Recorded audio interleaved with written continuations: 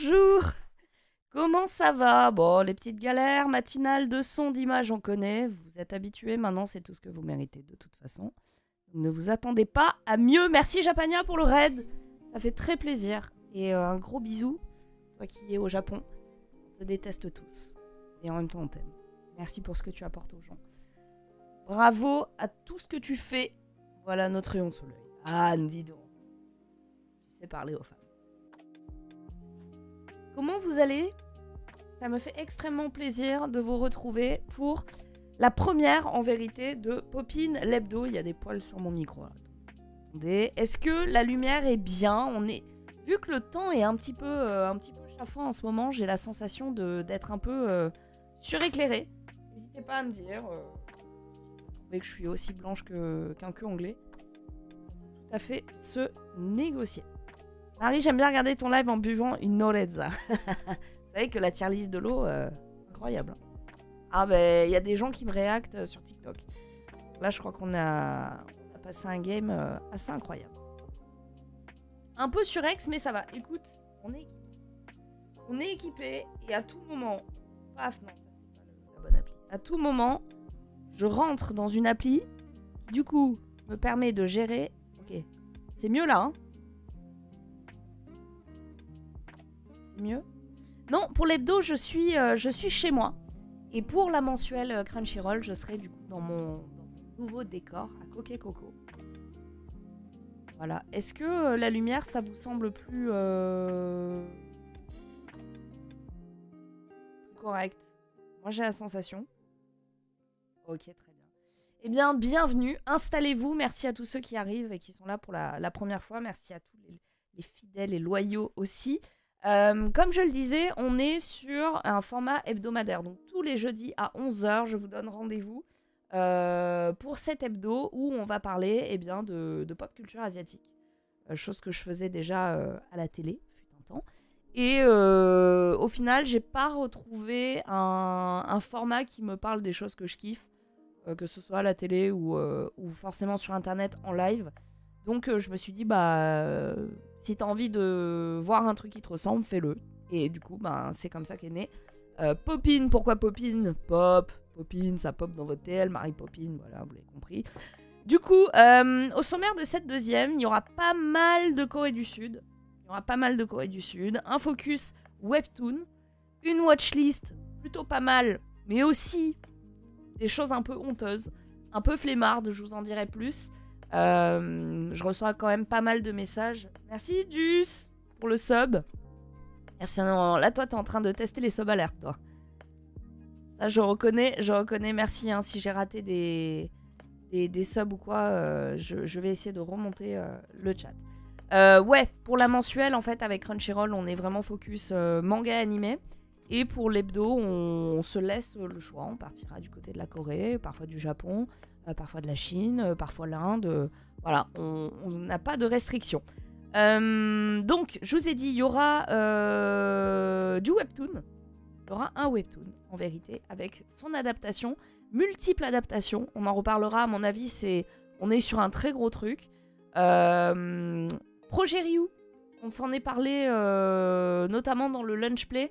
Je voulais revenir avec vous sur ce trailer incroyable qui peut-être ne débouchera sur rien, mais qui en tout cas est assez enthousiasmant. Peut-être vous ne l'avez pas vu, on le redécouvrira ensemble. Et enfin, on va débriefer de quelques petites rumeurs, des trucs sympas. Voilà, et je vous en dirai plus aussi sur la semaine prochaine, puisque la semaine prochaine, je serai en déplacement justement dans le cadre de Popine pour vous ramener toujours plus de contenu. Voilà, ce sera fait avec amour. Je suis content, je peux enfin réussir à venir sur ton live. Merci beaucoup. Est-ce que vous m'entendez bien? La musique est pas trop forte? N'hésitez pas à me faire des retours en live. C'est comme ça qu'on s'améliore. Merci beaucoup Hardzone pour le subprime. Merci énormément. Je suis désolée, j'ai pas l'alerte pour les subprimes. Je sais pas pourquoi Streamlab ne veut pas vous afficher, mais je vous vois et je vous remercie très chaleureusement. Je ne peux pas ne pas parler du dernier chapitre One Piece. Non, parce que vraiment, tout ce qui est manga animé, j'essaie de le garder au maximum pour la mensuelle. Et puis, il y a des gens aussi qui n'ont peut-être pas lu aussi les derniers chapitres, qui ne sont pas à jour. Donc, je veux pas surfer sur ça. vous avez des chaînes qui font ça très bien. Je pense à Mon Corvo, voilà, qui vont pouvoir vous apporter des détails ou des choses sur les séries que vous kiffez. Donc voilà, n'hésitez pas. Mais en tout cas, ce ne sera pas le but de cette émission. Voilà, voilà. L'émission de la semaine dernière était très chouette. Merci énormément. J'ai commencé One Piece il y a 2 jours. Dis-toi, pitié. Tu vas adorer. Là, tu commences par les épisodes un peu difficiles en 4 tiers. Accroche-toi. Je sais que tout le monde va dire c'est mal dessiné et tout. Les écoute pas. Tu rentres dans un truc incroyable. Voilà. Eh ben, j'ai envie de vous proposer de commencer tout de suite avec les news. Les news. Je ne trouve pas... Si, regardez. C'est incroyable. Parce qu'on a, je le rappelle, Blanc Sable sur Twitter, hein, qui s'est occupé de toute la DA, toutes les transitions, regardez. C'est incroyable. Est-ce que ça marche? Ça ne marche pas. Ça ne marche pas parce que c'est... Je me retourne vers vous. Quand j'appuie sur le Stream Deck et que j'appuie sur News, ça marche pas. C'est parce que je suis pas sur la bonne scène. Là, je suis sur Blabla Popine. Bonjour Joe. Tu vois là? Ici? Pourquoi c'était coché? Ah! Ça y est! Et on apprend... Franchement... Ok. Sachez que toute ma vie... Oula. Toute ma vie, j'ai eu des gens... Voilà, vous avez toutes les transitions en même temps. C'est parti, je vais tout faire en même temps. Toute ma vie, j'ai eu des gens très professionnels comme Joe qui s'occupaient de ça depuis une régie. Et aujourd'hui, je suis obligée d'apprendre aussi à faire moi-même. Donc, vous attendez pas à ce que tout marche d'un coup. Trop fort, Joe. Bah, heureusement qu'il est là. Heureusement qu'il est là parce que je peux vous dire que je ne sais même pas me servir d'un Stream Deck. Alors, on commence par les petites news. Vous n'êtes pas sans savoir qu'il y a une fête qui va arriver bientôt. Les cloches qui vont déposer les œufs en chocolat dans votre jardin, votre terrasse, votre balcon, votre 8 mètres carrés. Que sais-je, c'est bientôt Pâques. Comment on fête Pâques au Japon? Est-ce qu'il y a une signification? Puisqu'à la base, c'est une fête chrétienne. Tout ce qui, de toute façon, est religieux, occidental, pas concerné au Japon, marche quand même. Puisque du moment que on peut vendre des choses, sachez que on fête Noël, on fête... voilà. Donc vous pouvez trouver des célébrations de Pâques. Alors certainement des chasses aux œufs dans les parcs, dans les jardins, etc. Mais du coup, j'avais envie de vous partager une news qui va vous donner la dalle. Il est 11h25, donc pourquoi pas vous montrer finalement comment les Japonais vont fêter Pâques. Hop, je vais me mettre sur la bonne scène. On est donc à l'hôtel Nagoya Tokyo qui propose un petit goûter. Et quand je dis goûter, vous avez vu la gueule du goûter, aux couleurs de Pâques, et ce pour une durée limitée. Ça, c'est quelque chose qui se fait énormément à multiples reprises dans l'année à l'occasion de célébrations diverses et variées. Du coup, moi qui suis fan du chocolat, je peux vous dire que Pâques, je l'aurais bien poncé au Japon. Donc voilà, ça... Alors, non seulement c'est joli, parce que quand c'est joli, c'est pas forcément bon. Moi, par expérience, quand on a des pièces montées avec plein de petites décos et tout, c'est très joli, mais en général, c'est dégueulasse. Là, je pense qu'on est quand même sur quelque chose de très bon. Vous êtes au salon Grindelwald. Grindelwald, comme le mec dans les Animaux Fantastiques, hein, on est d'accord. Et dans Harry Potter, quoi. Et du coup, au salon Grindelwald, vous avez ce goûter qui pop seulement à l'heure du thé, donc aux alentours de 16h. Pour un prix, j'imagine, absolument ahurissant, puisqu'on est sur des hôtels de luxe, n'est-ce pas? Quoique le Nagoya Tokyo, c'est pas le pire. Qu'est-ce qui se passe? Regardez les transitions. Hop là, je cache tout. Si je me mets... Voilà, là, on a une vue d'ensemble. Ça aura lieu jusqu'au 30 avril 2022. Japania, si tu es encore là, n'hésite pas à y aller pour nous faire baver en direct depuis le Japon. Je vois que Bitel est dans le chat, à peine je pop. Ça parle déjà de bouffe. Et bah oui, écoute, on est à Nagoya Tokyo Hotel qui du coup propose ce service. Alors vous avez des choses plus classiques, hein, des petits sandwichs, des petits scones, des petits trucs à l'effigie de lapin, etc. En plus, ils ont l'art de la présentation. C'est vraiment très mignon. Donc voilà, ça fait partie des petites choses qui se font. Il y a un autre hôtel qui s'est lancé aussi là-dedans. Alors c'est quand même très brandé, hôtel de luxe, etc. Là, pour vous donner un ordre d'idée, on était sur un hôtel, il me semble, 4 étoiles. Là, on vous emmène à l'hôtel Hayat. Hôtel Hayat que vous pouvez découvrir dans... Comment ça s'appelle? Lost in Translation, il me semble que c'est cet hôtel-là. Et du coup, c'est un hôtel qui propose des pâtisseries de Pâques à la Fiorentina Pastry Boutique à partir du 1er avril jusqu'au 17 pour célébrer le printemps. Donc eux, ils célèbrent à la fois les œufs, Pâques, les lapins, les œufs en chocolat, etc.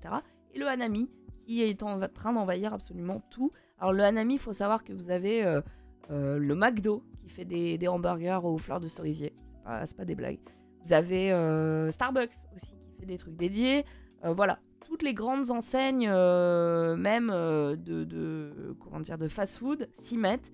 Et franchement, c'est pas dégueu. Puis du coup, vous avez du merch prévu à cet effet. Ils sont très très forts. Que dire de plus? Moi, je suis un client de ça. Je sais pas si vous, ça aurait pris. Mais typiquement, je passe devant quelque chose comme ça. Ça me donne plutôt envie, ne serait-ce que pour faire ma petite photo. Voilà. Pas besoin d'être fan du chocolat, vous avez des macarons. C'est quand même très bon. Ils sont très très forts. Petit PQ au Sakura. Pardon? Comment ça? Le Hayat a des pâtisseries délicieuses, souvenirs. Anne Pontieux, on sent qu'il y a des souvenirs qui sont en train de remonter. Ça a l'air bon, mais ça a l'air hyper sucré. Ah oui, je pense que là, on est sur... Quoique ça a double tranchant, hein. Le melon pan, parlons-en. Elle est là. Parler, il adore ça. Ça n'a pas de goût. Ça n'a pas de goût. Ils appellent ça melon pan. Il n'y a pas de melon dedans.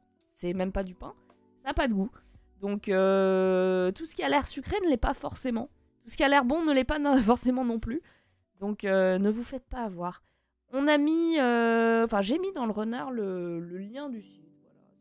Si par hasard, vous êtes à Tokyo. Pour vous donner une idée de ce qu'est le Grand Hayat. C'est un endroit où vous avez... très bonnes choses qui sont servies. Parce que là, on a le seum, regardez. Non, mais regardez, quoi. C'est juste... Hop, on va mettre en français. C'est juste incroyable, les buffets. Je crois que j'y ai mangé une fois. C'est ouf, ça, c'est vraiment le thé de l'après-midi. Fleurs de cerisier, fraises et bonbons. Voilà, c'est le menu Sakura 2022. Insane! Regardez ça! Incroyable, incroyable. Vous avez des petits millefeuilles, ça a l'air vraiment fou. Ça a l'air fou, des cocktails dédiés, etc. Non, vraiment, tout est beau, quoi. Tout est beau, tout a l'air bon, tout est... C'est fou. Alors, ceux qui sont allés en Corée, peut-on y manger halal régulièrement? C'est pour emmener belle maman. Écoute, je crois que tu as des vidéos de Papsan sur le sujet. Donc, n'hésite pas à regarder, mais il me semble que quand c'est le ramadan, les restaurants ferment plus tard ou réouvrent la nuit. Et c'est assez ouf parce que dans la plupart des facs, en tout cas c'était le cas de la fac d'Iwa, dans le quartier donc d'Iwa, et c'est une fac à la base pour les femmes, mais bon, vous avez de tout, quoi. Il y a même des salles de prière. Vous avez une église devant. Et quand vous rentrez aussi, vous avez des salles de prière, donc libre à vous de pratiquer votre culte. Vous avez aussi à la cafette plusieurs menus dédiés, etc. Donc c'est assez ouvert là-dessus. Et je pense que tu peux facilement te faire une idée si tu es pratiquant. Voilà. En tout cas, ça n'avait pas l'air, impossible. Hop. Je ferme mes petits assets. Est-ce que ça régale ce genre de buffet? Moi, je trouve aussi que c'est important de commencer l'émission en vous montrant de la bouffe. Comme ça, vous êtes à peu près à la page de ce qui se fera dans Popine chaque semaine. Je compte aller en Corée, c'est sympa à savoir. En Thaïlande, on a galéré. Ok. Ah ouais, c'est... Ça doit pas être évident. Ça doit pas être évident. Les goûts et les couleurs, pas parce qu'elle aime pas que c'est pas bon. Mais évidemment, évidemment. Moi, je déteste le melon pan, mais absolument tout le monde vous dit que c'est bon. Donc c'est que peut-être mon palais est défectueux, en témoigne mes tier list. On continue.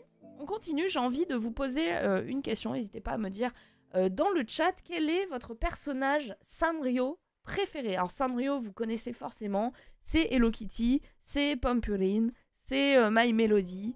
C'est... Alors, il y en a... Je crois qu'il y en a 80. Je les connais pas tous. Mais en tout cas, c'est un délire. Au Japon, sachez que c'est absolument un délire. Et... Mochi Cacahuète, merde, je ne sais pas ça. Tu prêches une convaincue. Et ben, sachez que Sanrio organise pour la 37e fois, c'est pas rien, le 2022 Sanrio Character Award. Donc c'est une édition spéciale qui va viser à voter pour votre personnage préféré. Donc j'imagine qu'il y a des choses qu'ils vont mettre en place aussi. Si par exemple c'est Hello Kitty qui l'emporte, comme très souvent j'imagine, eh bien il y aura certainement des choses qui seront faites autour, peut-être des nouvelles collections, des collabs, pourquoi pas. Donc c'est un vote à grande échelle, hein. Tout le monde peut participer pour élire finalement le personnage Sanrio de l'année. Ça commence à partir du 8 avril, donc ça tombe un vendredi, et ça aura lieu jusqu'au 23 mai pour décider. Alors du coup, moi j'ai envie de vous partager mon perso préféré, qui est juste, je trouve, le plus mignon du monde. Où est-ce que je l'ai mis ? Vous le savez peut-être. Vous le savez peut-être. Gudetama. Voilà. Sachez que le doudou de mon fils, c'est un œuf au plat. C'est peut-être pas pour rien. Gudetama, c'est une des nombreuses mascottes de Sanrio. Comme je vous ai dit, il y a quelques 80 personnages. Ah, en tout cas, non. On a la possibilité de voter sur le net parmi 80 personnages des 450 existants. Ça a charbonné. Il y a même un parc d'attractions Sanrio où on peut retrouver tous ces personnages. C'est le diabète tout de suite. Frame 1, quand vous rentrez, c'est beaucoup de couleurs, beaucoup de sucre, beaucoup d'amour d'un coup. Ça peut vous choquer. Si vous pensiez que Disneyland, c'est too much, le parc Sanrio, c'est encore un cran, voire 2 crans au-dessus. Donc du coup, la campagne s'appelle Colorful Let's Bloom Together de Colorful Smile. Voilà, des titres à rallonge comme d'hab. Donc vous avez Batmaru, comme je vous ai dit, My Melody, etc. Et du coup, moi, mon préféré, c'est Gudetama. Je vous laisse découvrir pourquoi.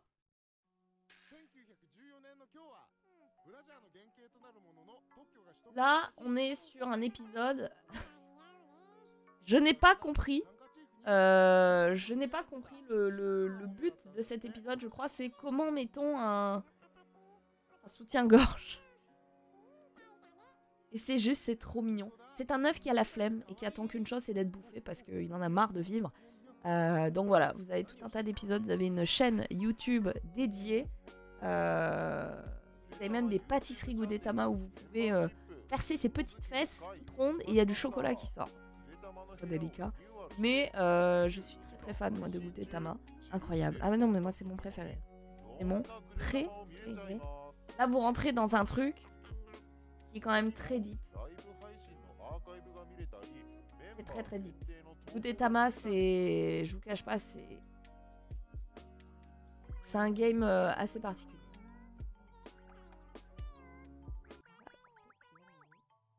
Ah c'est en direct.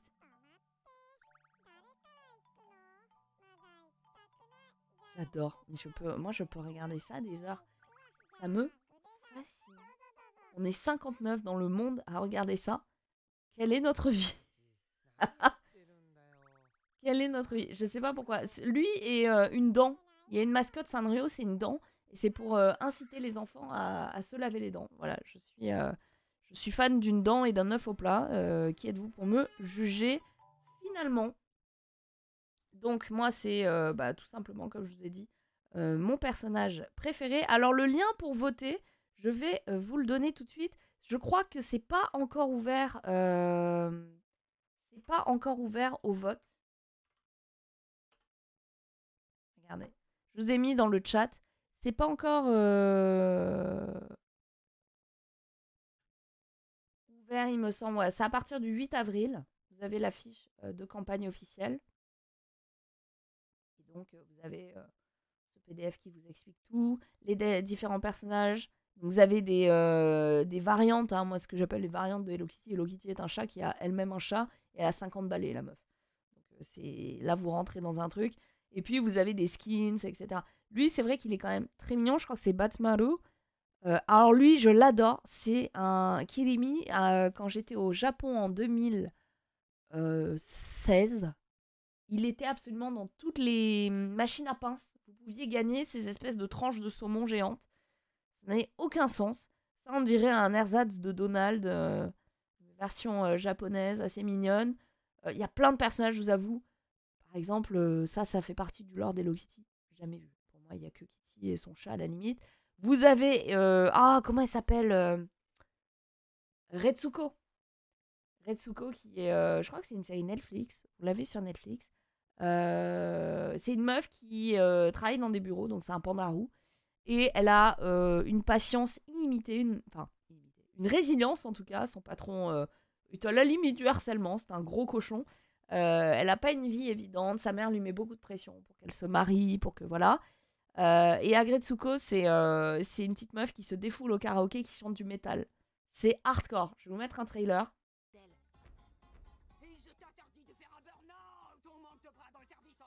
Donc voilà, Agretsuko, si vous ne connaissez pas, c'est sur Netflix. Le seul animé que j'ai vu dans ma vie, j'ai aimé. Écoute, on est sur un truc particulier. Est-ce que vous m'entendez bien toujours ou pas? J'ai la sensation que tout va bien et ça me régale. On continue avec les petites news. Donc ça, je vous ai dit, hein, c'est un concours qui ouvrira que le 8 avril. Je vous rebalancerai si vous voulez dans les prochains pop-in quand ce sera ouvert. Je trouve ton son bas. Ah! Eh ben, on va régler ça. Si j'augmente, voilà, comme ça. Comme ça, c'est pas mal. Comme ça, c'est pas mal, hein. Un peu, c'est vrai. Comme ça, c'est pas mal. Ok. On continue. Et ça, c'est une news qui est assez surprenante. Savez-vous où se trouvait l'ancien QG? Vous le savez. Je sais que vous le savez. L'ancien QG de Nintendo. Est-ce que ça vous parle? Coucou à tous ceux qui nous rejoignent. Est-ce que vous savez où se trouve le QG, l'ancien QG de Nintendo? Pas Odaiba, pas Tokyo, Faridilla. Faridilla, c'est à Kyoto. Effectivement, c'est à Kyoto. Et là, ce que vous voyez, eh bien, ça s'appelle Marufukuro, puisque ça s'est transformé en hôtel. Voilà. Vous avez la possibilité de dormir dans l'ancien QG de Nintendo pour une somme absolument ahurissante, on y reviendra. Je vais vous ouvrir les assets au fur et à mesure. Donc on est sur un ancien QG qui a été totalement retravaillé, repensé pour offrir toutes les commodités d'un hôtel de luxe, parce que c'est précisément ce qui vous attend si vous avez la chance d'y séjourner. C'est totalement un hôtel de luxe. Alors, on reviendra un peu plus tard sur le prix. Hop. Là, c'est l'extérieur. C'est assez classique. Voilà. C'est assez classique. J'avais vu la news passer, j'ai triché. Écoute, on ne t'en veut pas.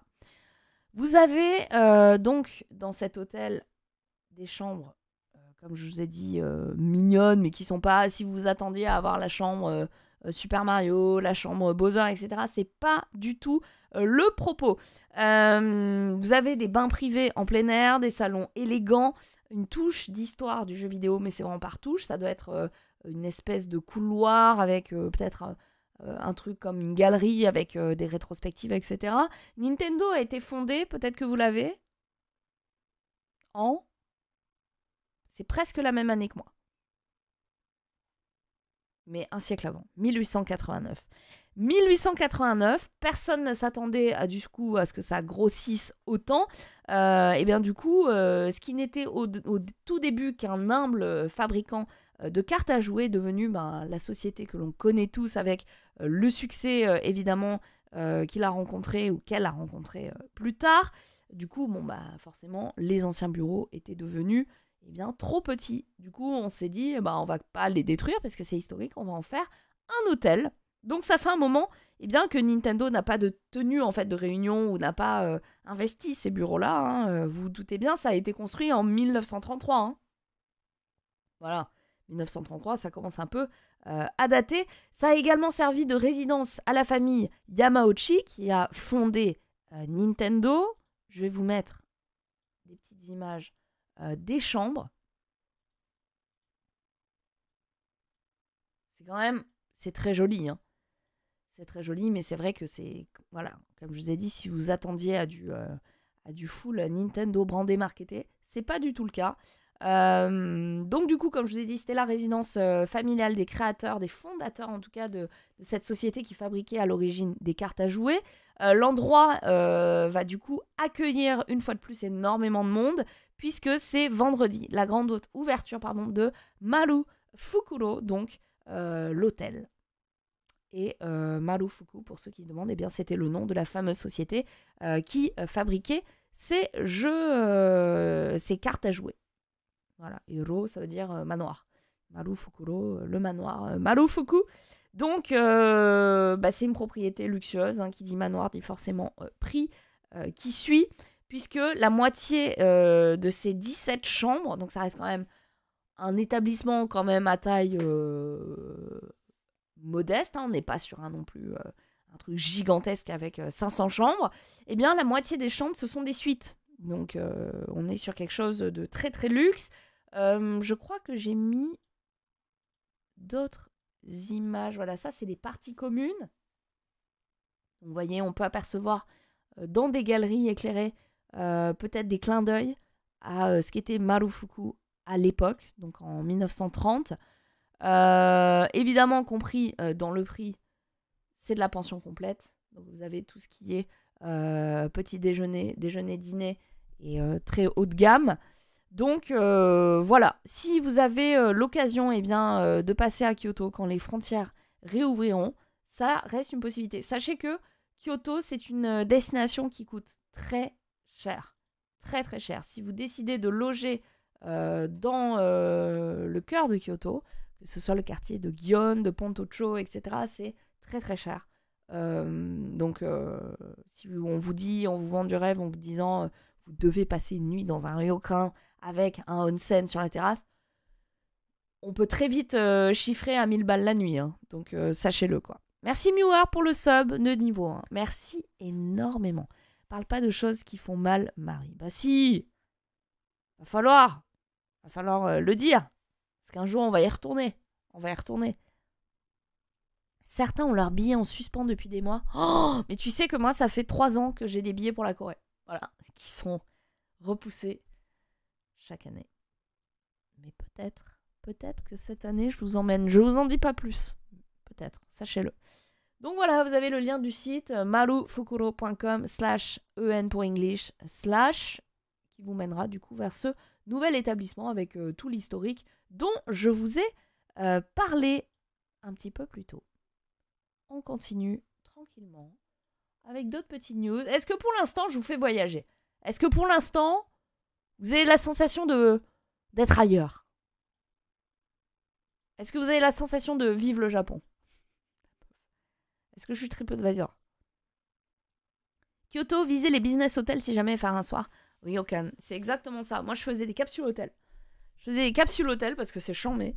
On était 2 meufs, on voyageait, donc voilà. Et c'est très sécurisé, quoi. Et on s'était fait une nuit dans un hôtel Ryokan. Moi, je vis l'Asie avec toi, Marie-C. Marie-C, il m'a dit. Marie-CC. Marie Popine. Tu régales. J'ai une news. Quand je l'ai su, j'étais très contente. Je vais vous afficher un tweet. Je viens de débarquer. Eh ben, bienvenue à toi, moitié. Je vais vous afficher un tweet. Vous allez me dire si vous reconnaissez. Ok?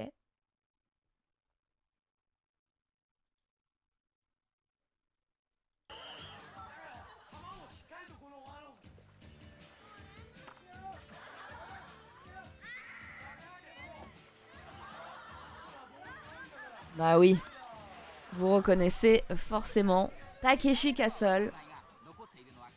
Eh bien, sachez que Takeshi Castle est dans l'actualité à nouveau. Ah, c'est pas des vannes. Ah, c'est pas des vannes, on est premier sur l'actu. Je vous l'ai dit, c'est du très lourd. On a un deuxième tweet. Voilà. Elle a été iconique, cette épreuve. Tellement dure, l'épreuve du champignon volant. Alors, vous pouvez retrouver la version la plus récente sur Comédie Centrale, il me semble, toujours. Sur Comédie Centrale. Et c'est... comment dire? C'est commenté par Louison et moi. Donc, on a été très, très honorés de pouvoir le faire parce que c'est quelque chose de notre enfance. Alors, la série a cessé... le programme télé a cessé d'être diffusé en 1990, ok? C'était le château de Takeshi Castle, en référence à Takeshi Kitano, donc le réalisateur que vous pouvez notamment voir dans Battle Royale, que l'on appelle aussi Beat Takeshi, puisqu'il fait de la musique, il fait de la peinture, enfin le mec fait absolument tout. Il a aujourd'hui 75 ans, donc quand même, il a bien roulé sa bosse, et il est sur le point de retourner dans son château et de reboot Takeshi Castle. C'est la news qui régale, ça revient en 2023. Alors j'imagine que le titre n'est pas définitif, mais pour l'instant, on a Fukatsu Fan Takeshijo, ou Retour du château de Takeshi. Takeshi, pardon. Et c'est un reboot qui va être diffusé sur TBS, Tokyo Broadcast System, donc au Japon, et Prime Video. Dans le reste du monde, on espère. Prime Video, si vous m'écoutez, si vous êtes sur ce live, je veux en être. Je dois en être. 2023, Prime Video, le retour de Takeshi Castle. Les producteurs promettent des épreuves toujours plus énervées, toujours plus what the fuck, des défis scandaleux. Voilà, c'est vraiment le postulat de Takeshi Castle. Il y a un noble héritage à perpétrer. Donc on se doute bien que ce sera le Zbul. Et du coup, ça permettra aussi de faire découvrir ce programme iconique aux gens qui ne connaissaient pas. Est-ce que vous avez connu Takeshi Castle? N'hésitez pas à me dire dans le chat. Je sais pas vous, mais moi, ça me régale cette news. Ça me régale. À quand le Palo Castle? Non, mais tu sais que ça, c'est dans mes projets, dans mes cartons, de faire un reboot de Takeshi Castle sur Internet. Voilà, je vous le dis, la news est lâchée. Ça fait longtemps que j'en parle et que c'est dans les cartons. Et c'est probablement cette année que ça aura lieu. Mais de savoir ça, de se dire, attends, on peut faire un truc très cool en étant accompagné par ni plus ni moins la marque dont je suis ambassadrice. Why not? Je sais même pas si en France ils sont au courant dans les bureaux de Prime Video, mais je sais même pas si ce sera diffusé en France, mais clairement je suis très très contente. À l'ancienne, les gens regardaient sur W9. Voilà. Je regardais ça le mercredi après-midi. Oh là là, le leak. Ah bah là. Et sur ces lives, il y aura très probablement du leak.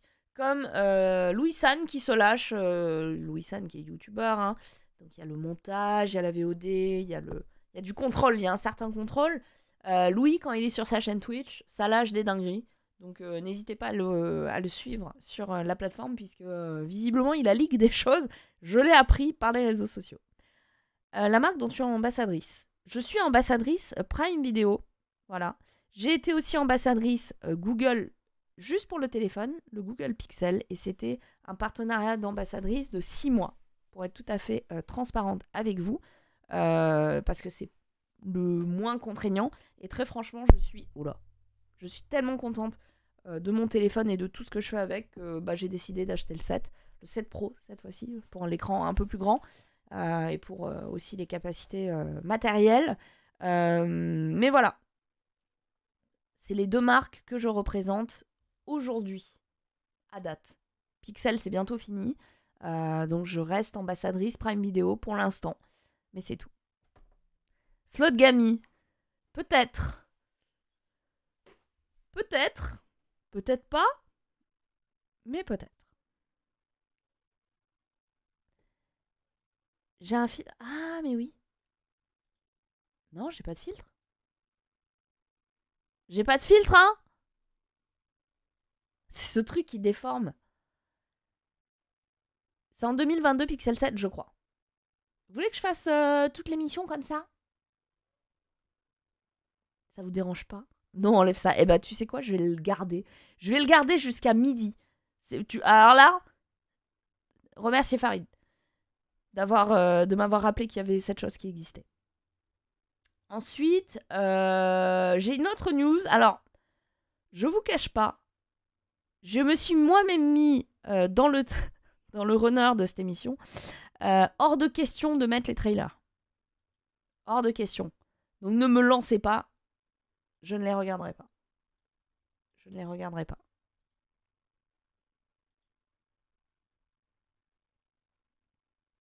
Ring. Audition. Darkwater. 3 classiques du cinéma d'horreur japonais reviennent hanter les salles françaises dans des versions restaurées en 4K. J'ai des frissons d'angoisse juste en voyant ça. Juste en voyant ça. Mets-toi à l'envers. Jamais vu Audition. Ah, c'est... Audition, c'est... C'est costaud. Hein. Je crois que je l'avais vu quand j'avais... Oh, franchement, je veux pas dire de bêtises, mais je crois que j'avais même pas 14 ans. Mon frère avait ça sur son PC ou en DVD, je sais pas pourquoi. Eh ben, terrible. Les films d'horreur, ça m'endort. Ouais, calme-toi bien, calme-toi bien. J'aime pas avoir peur. Bah, pareil, de pire en pire. Ça fait pas peur, c'est ça le problème. Quoi? Mais comment tu peux dire ça? Ring, ça fait pas peur? Je ne peux même pas... Je n'ai même pas le courage d'appuyer. Je n'ai même pas le courage d'appuyer. Donc Ring, 1998, Hideo Nakata. Oh là là, putain, Marie dormir. Tokyo, fin des années 2000, une rumeur se répand parmi les adolescents. Visionner une mystérieuse cassette vidéo provoquerait une mort certaine au bout d'une semaine. Après le décès inexplicable de sa nièce, la journaliste Reiko Asakawa décide de mener l'enquête, mais se retrouve elle-même sous le coup de la malédiction. Oh! Pendant les 7 jours qui lui restent à vivre, elle devra remonter à l'origine de la vidéo fatale et affronter le spectre qui hante les télévisions. Sadako! Ah! Alors, j'ai la rêve, prof d'ama. J'aurais préféré ne pas l'avoir. Parce que du coup, j'ai l'image. C'est nul, je trouve, les films d'horreur. Ah, moi, je kiffe. Moi, j'adore ça, quoi. J'adore ça. Audition, 1999, c'est ça. J'avais 10 ans quand c'est sorti. Takashi Miike. Takashi Miike. Non, Takashi Miike. Takashi Miike qui ne fait pas que des bons films. Je rappelle que c'est lui qui nous a quand même servi l'adaptation live de Terraform Mars. On va l'oublier celle-là. Mais qui a fait des très très bons films aussi. Si vous ne connaissez pas les films, la filmo de Takashi Miike fait peur tellement elle est grande, mais il y a du très bon aussi dedans. On suit donc Shigeharu Aoyama, un producteur de films qui est veuf depuis 7 ans, qui accepte sur les conseils de son collègue Yoshikawa d'organiser une audition pour un film imaginaire afin de trouver une nouvelle épouse. Ok? Voilà. Je trouve, moi, le pitch très cool. Déjà, il me plonge dans quelque chose d'un peu malsain, d'un peu... voilà. Ring, c'est pas un film de boxe, non. Ah, tu vas te faire malaxer la gueule, ça c'est sûr, mais pas de la manière dont tu le penses. Du coup, il trouve Asami Yamasaki, qui est très belle, très douce, etc. Il tombe amoureux, et là... Aïe, aïe, aïe. Aïe, aïe, aïe. Ça, on peut peut-être se mettre le trailer. Ça a bien vieilli, moi, je trouve.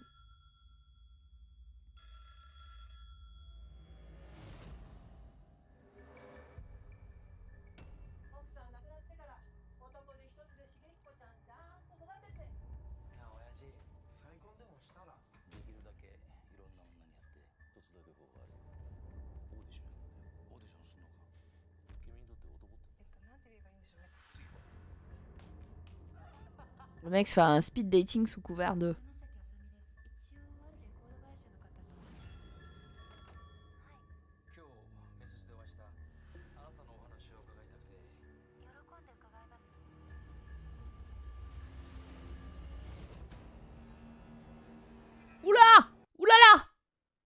Oula, oula, oula.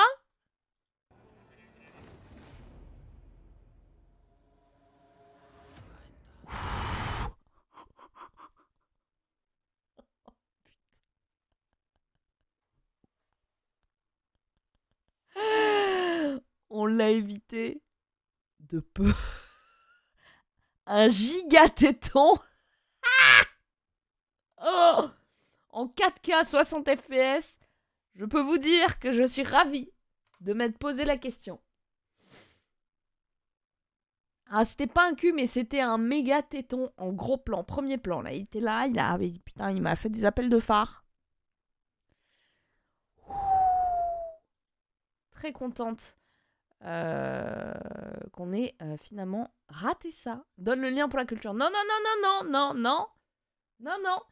Et enfin, Darkwater, pareil, je ne le lancerai pas. Hideo Nakata, qui nous avait servi Ring, et qui, du coup, eh bien, a sorti en 2002. Alors, il y a la version occidentale, nous, qui nous était venue avec Naomi Watts, l'actrice australienne, donc de Darkwater. C'était Naomi Watts? Oui, c'était Naomi Watts.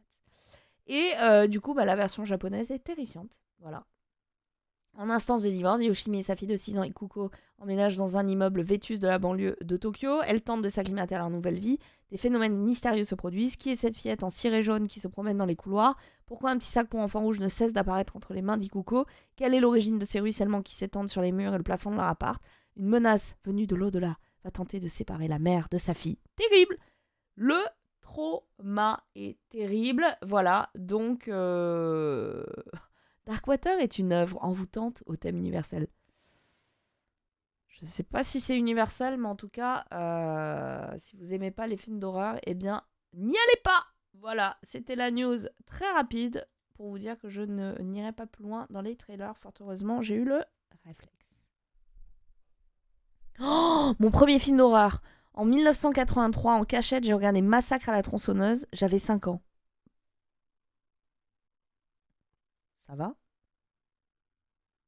Comment tu l'as vécu? En vrai, ça m'intéresse parce que je pourrais pas empêcher mon fils de tomber sur des dingueries. Comment tu l'as vécu? Stop mettre des enfants dans les films d'horreur, ça joue trop sur l'empathie. Mais totalement. Il y a un film que j'ai vu qui s'appelle Mama, je crois. Horrible. Deux petites filles qui, du coup, sont comment dire, considérées comme disparues / mortes après un accident mortel de la route, sauf qu'on ne les a jamais retrouvées. Et en fait, elles ont été récupérées par une entité cachée dans une cabane au fin fond des bois. Une entité qui, du coup, donc c'est deux petites filles, donc une de 8 ans, je crois, et une vraiment petite 4 ans. Et elle l'appelle maman. Elle l'appelle maman. Il faut savoir que la créature qui joue Mama, c'est un acteur qui est atteint d'une maladie qui fait qu'il a les membres très longs, il a tout qui est très très allongé, donc il y a beaucoup de make-up, mais il est terrifiant. Et il a joué pas mal de créatures surnaturelles dans les films d'horreur. Et la fin est terrible. La fin est terrible parce que ça joue sur des mécanismes... Bon, c'est pas le film de l'année, mais voilà, comme vous disiez, ça joue sur la fibre maternelle, tout ça. Et alors ouais, Médusa, je suis assez d'accord, c'est pas ouf, mais j'ai trouvé ça intéressant. Donc elles sont retrouvées par la tante ou l'oncle. Et du coup, bah, revenir dans une vie normale après avoir passé je ne sais combien d'années dans des bois nourris par une créature de l'au-delà, je pense que c'est difficile.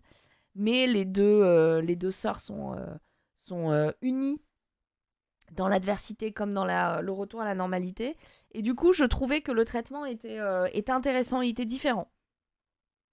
Pas de spoil. Je vous dis simplement que voilà, ça c'est le postulat. Elles sont recueillies par cette entité. L'oncle ou la sœur de la mère finit par les retrouver, ou elles réapparaissent par magie, je sais plus. Et elles tentent de leur apporter une vie normale. Sauf que l'entité est là et veut récupérer ses enfants. Elle considère que c'est ses enfants. Voilà. Non, non, c'est pas un film sur Abba, non. Non, non. Donc, Mama, c'est un film espagnol, je crois. Ou alors, peut-être que je me trompe. Mais en tout cas, c'était un film espagnol, me semble-t-il. C'est tout pour les news. J'ai envie de vous proposer eh bien, d'avancer sur le reste avec la pop list. Pop list, c'est ni plus ni moins que tout ce que j'ai pu lire ou regarder ces derniers temps. Et on a des choses plutôt sympas. On a un webtoon. Un webtoon qui, comme vous allez le voir, n'est pas le webtoon de l'année niveau dessin. Mais pourtant, je pense que vous allez largement en entendre parler. Si je vous dis game, vous pensez forcément à Squid Game. Eh bien, ce n'est pas ça. Ce n'est pas ça. Il s'agit de Money Game. Alors, attendez, parce que la plateforme Webtoon me demande systématiquement de justifier mon âge. Voilà. Hop. Je vais vous afficher. Voilà. Donc c'est un Webtoon qui est signé Beijinsu. Et comme vous pouvez le voir, les dessins, c'est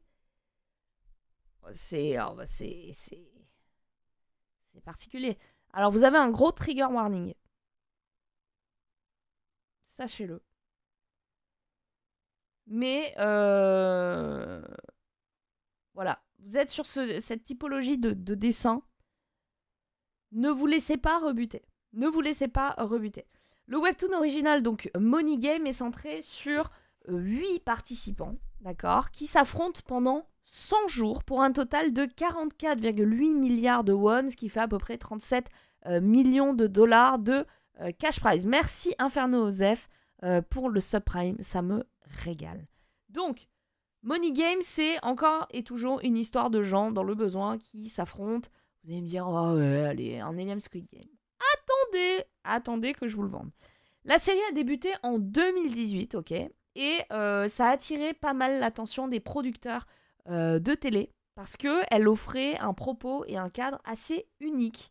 Je vais vous expliquer pourquoi. Et surtout pourquoi ça semble en tout cas hyper réaliste. Donc, après leur première rencontre avec ce jeu, les participants ont le choix entre 10 millions de won. Ok, 10 millions de won, ça fait... Vous enlevez 2 zéros.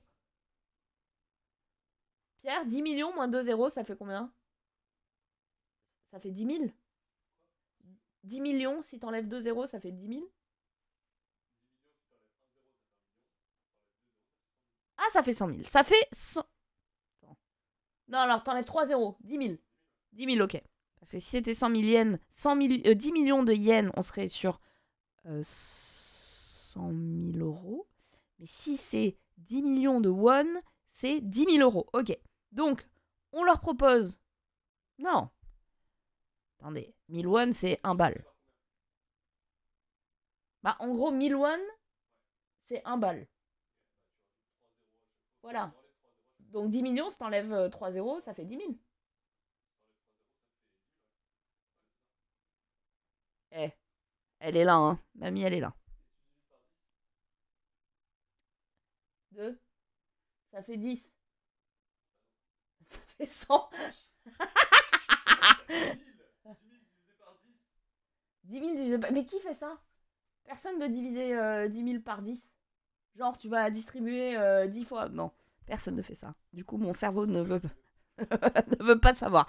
Alors, 10 millions de won sud-coréens égale 7 420 euros selon Farid. Merci beaucoup pour ça. C'est bien 10 000. Donc, du coup, ça fait 7 000. Mais allez, on va dire 10 000. Du coup, on leur offre quelques 7 000, 10 000 balles pour pouvoir rentrer chez eux.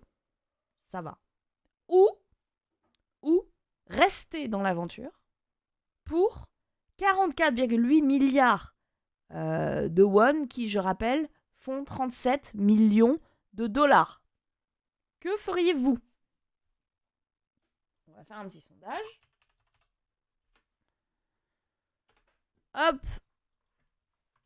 Vous prenez 10K et partez.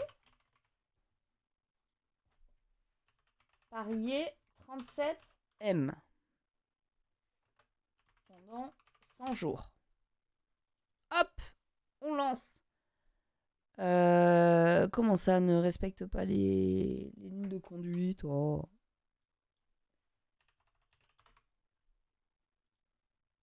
Voilà. Bah oui, Bone Breakers. Mais admettons que tu es dans le besoin. Parce qu'encore une fois, de la même manière que son homologue Squid Game, on est sur des gens qui sont très certainement choisis parce qu'ils sont dans un besoin particulier. Si c'est Takeshi Castle, moi j'essaye. Oui, mais rien ne te dit que Takeshi Castle, t'as pas qu'une vie.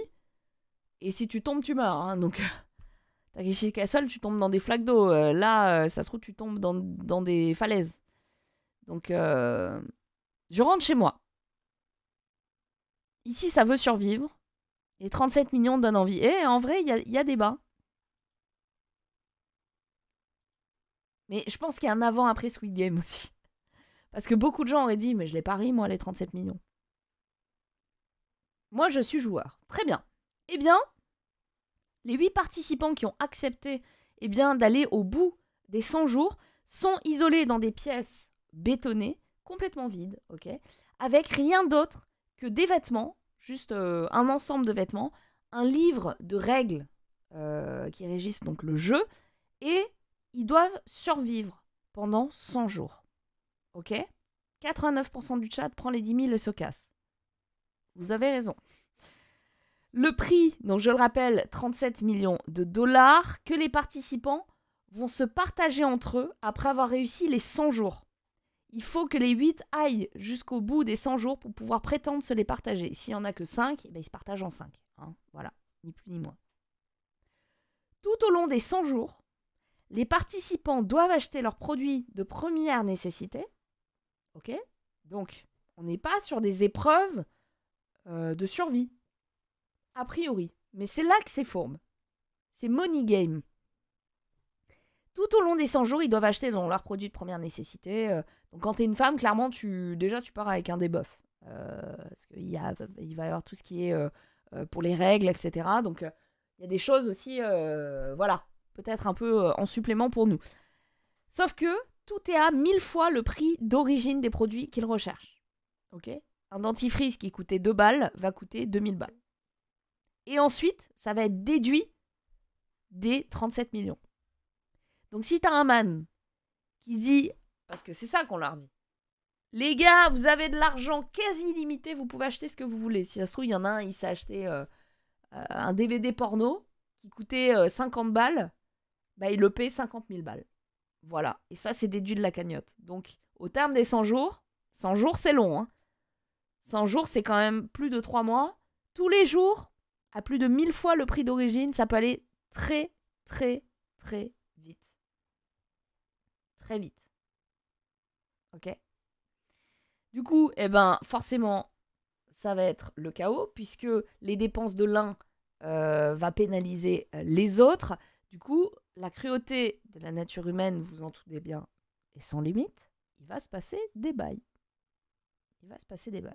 Ça s'appelle donc Money Game.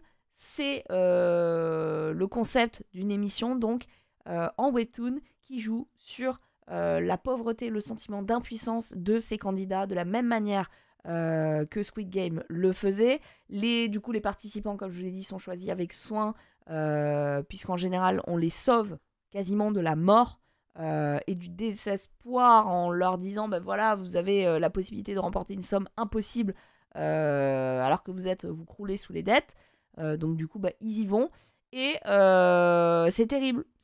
Comme Kaiji, comme voilà, le côté désespoir, le côté ultime solution est mis en avant. Du coup, ça a été adapté. Et c'est là que ça devient très intéressant. Ça a été adapté. Je vais vous montrer tout de suite. Aux États-Unis, vous pouvez trouver ça sur la chaîne Jubilé. Ça a été publié le 14 mars 2022. D'accord. Il y a déjà 7 millions d'abonnés sur la chaîne.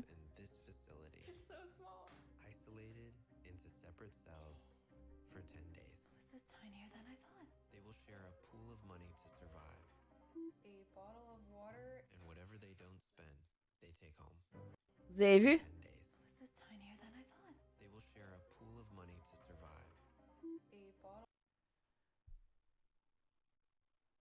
Voilà, un paquet de céréales, 330 dollars. Elle a déjà dépensé 2400 balles pour acheter un sac de couchage, du papier toilette, un oreiller, des céréales, du lait et une bouteille d'eau. Donc on est quand même sur quelque chose d'assez raisonnable. Pourtant, ça lui a coûté 2400 €. C'est un vrai jeu. C'est un vrai jeu. La première vidéo est dispo. Ils appellent ça une expérience sociale. Il y a 300 000 € en jeu. 300 000 € en jeu. Donc voilà, j'ai trouvé ça hyper intéressant. C'est la première fois, il faut le savoir, qu'une IP coréenne, en tout cas issue d'un webtoon, est adaptée sous forme de divertissement par une équipe occidentale, quoi. Et ça, c'est Naver qui le dit. Donc vous pouvez trouver ça sur YouTube, sur la chaîne Jubilé. 300 000, mais en même temps, coup d'essai. Coup d'essai, on va pas commencer à 37 millions, quoi. Mais du coup, c'est directement inspiré de ce webtoon. Alors, vous allez me dire, finalement, est-ce que la Corée n'est pas intéressée aussi pour une adaptation? On y vient. La Corée va pas se laisser piller ses IP quand même. Donc, on a une adaptation coréenne qui va débarquer, mais cette fois sous forme de drama. Voilà. Vous avez certainement reconnu IU, la chanteuse. Vous avez reconnu, comment il s'appelle j'ai plus son nom. Ryu Juniol. Il y aura Park Jong-min, Park Hye-jun, Bae Sang-woo. Voilà, ça c'est le casting pour l'instant annoncé. On n'a pas le nom de la série ni la date de sortie. On sait juste que ça va commencer au premier semestre 2022. Donc ils sont certainement déjà en pré-prod, voire ont déjà commencé le tournage. Donc 5 épisodes Money Game version américaine seront balancés sur la chaîne YouTube pour un cash prize de 300 000 $. Ce ne sera pas 100 jours, mais 10 jours. Voilà. Du coup, c'est vraiment... voilà. Et ils pourront ramener chez eux tout ce qu'ils n'auront pas dépensé à la fin. Est-ce que ça, du coup, vous y aurez participé? Moi, clairement, oui. 10 jours, ça se fait, quoi. 100 jours, par contre, tu pètes les plombs. 10 jours, easy. 10 jours, easy. Mais on s'imagine qu'ils vont se foutre sur la gueule, c'est sûr, quoi. Non. Au States, c'est 300K pour 10 jours. Contre 37 millions pour 100 jours dans le webtoon.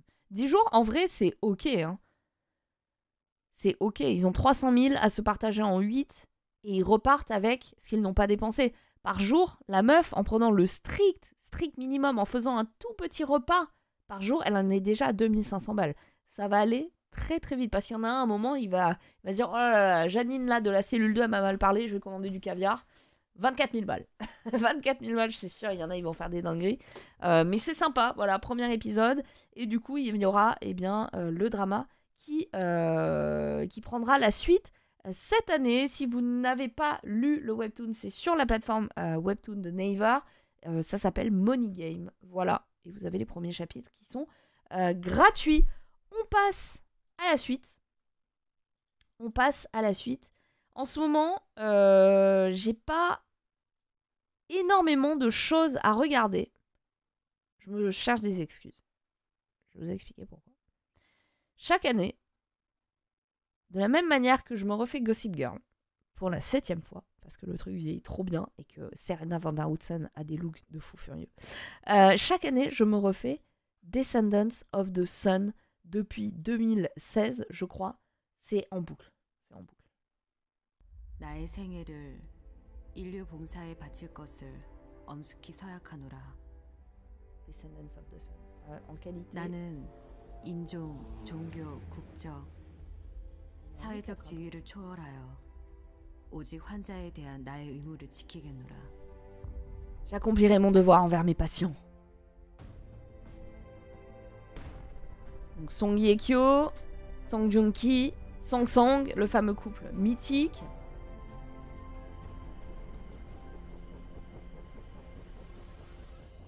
C'est sur Viki. crois aussi que c'est sur Netflix. Attention les DMCA. Donc, on est sur une série que je dirais qu'elle est un classique. C'est un classique. On y suit du coup Kang Mo-yeon, donc, qui est interprété par Song Ye-kyo, que vous voyez là, à droite. Une chirurgienne pleine d'ambition. Elle aime l'idée qu'elle va être nommée professeure très vite. Elle travaille dur, donc elle pense qu'elle mérite, et elle a bien raison. Et elle rencontre un soldat des forces spéciales, donc Yu Shijin, tout à fait par hasard. En fait, ça commence vraiment très vite dans l'épisode 1. Ils tombent l'un sur l'autre. Et leurs chemins vont se croiser, se décroiser, parce que lui, étant soldat des forces spéciales, du coup, on l'appelle à n'importe quelle heure de la journée ou de la nuit pour lui dire « Frère, on a besoin de toi pour sauver le monde ». Ce qui fait que, très vite, ils vont abandonner l'idée que leur coup de foudre, parce que c'est un coup de foudre, donnera autre chose. Donc, leur chemin va très vite se séparer. Ils ont fait peut-être un rencard, ou deux. Et du coup, ils vont penser beaucoup l'un à l'autre. Et puis, le temps va passer, vraiment, les mois vont passer. On n'a pas exactement la chronologie, mais beaucoup de temps va passer. Au moins 8, quoi. Et ils vont se retrouver à l'autre bout du monde, dans une base militaire coréenne, dans un pays fictif. Donc la base Taebaek à Urk. Et ça ressemble un petit peu à la Grèce, on ne sait pas trop. Et en gros, je quitte la vidéo parce que là, il y a... Attendez, je vous le mets parce que... je suis déconcentrée, en fait. Voilà. Je suis déconcentrée. Un trailer de Vincenzo. Allez voir ce drama. Du coup, il y a un fond politique dangereux, un contexte de guerre, etc. Même une météo très peu recommandée à base de tremblements de terre, etc. Donc il va se passer pas mal de dingueries. Mais c'est surtout le drama qui a marié les Song, Song Joong-ki et Song Ye-kyo, qui ont divorcé en 2018, me semble-t-il. Mais ça avait fait beaucoup parler, puisque on sent vraiment l'alchimie entre les personnages. Et j'allais dire pas que eux, j'allais dire tous les personnages. Les personnages secondaires sont très très attachants. On a aussi le sergent So Dae-young et le lieutenant Myunju, Myunju, je sais plus son nom exactement, mais qui du coup vivent une romance un peu impossible parce qu'elle est la fille du commandant et que le commandant veut mieux pour sa fille, donc il lui met la pression, il les sépare, etc. C'est très très bien joué, très bien incarné. Les musiques sont géniales. Song Joong-ki, comme d'habitude, solaire. Song Ye-kyo, je la déteste dans cette série, mais c'est pas sa faute, c'est le personnage qui est écrit comme ça. Et clairement, si vous n'avez pas vu Descendants of the Sun, c'est obligatoire. Il y a eu un avant-après, il y a même une maladie, pas une maladie, mais un truc, un fait de société en Chine. Je crois. Attends, je vais essayer de vous retrouver le.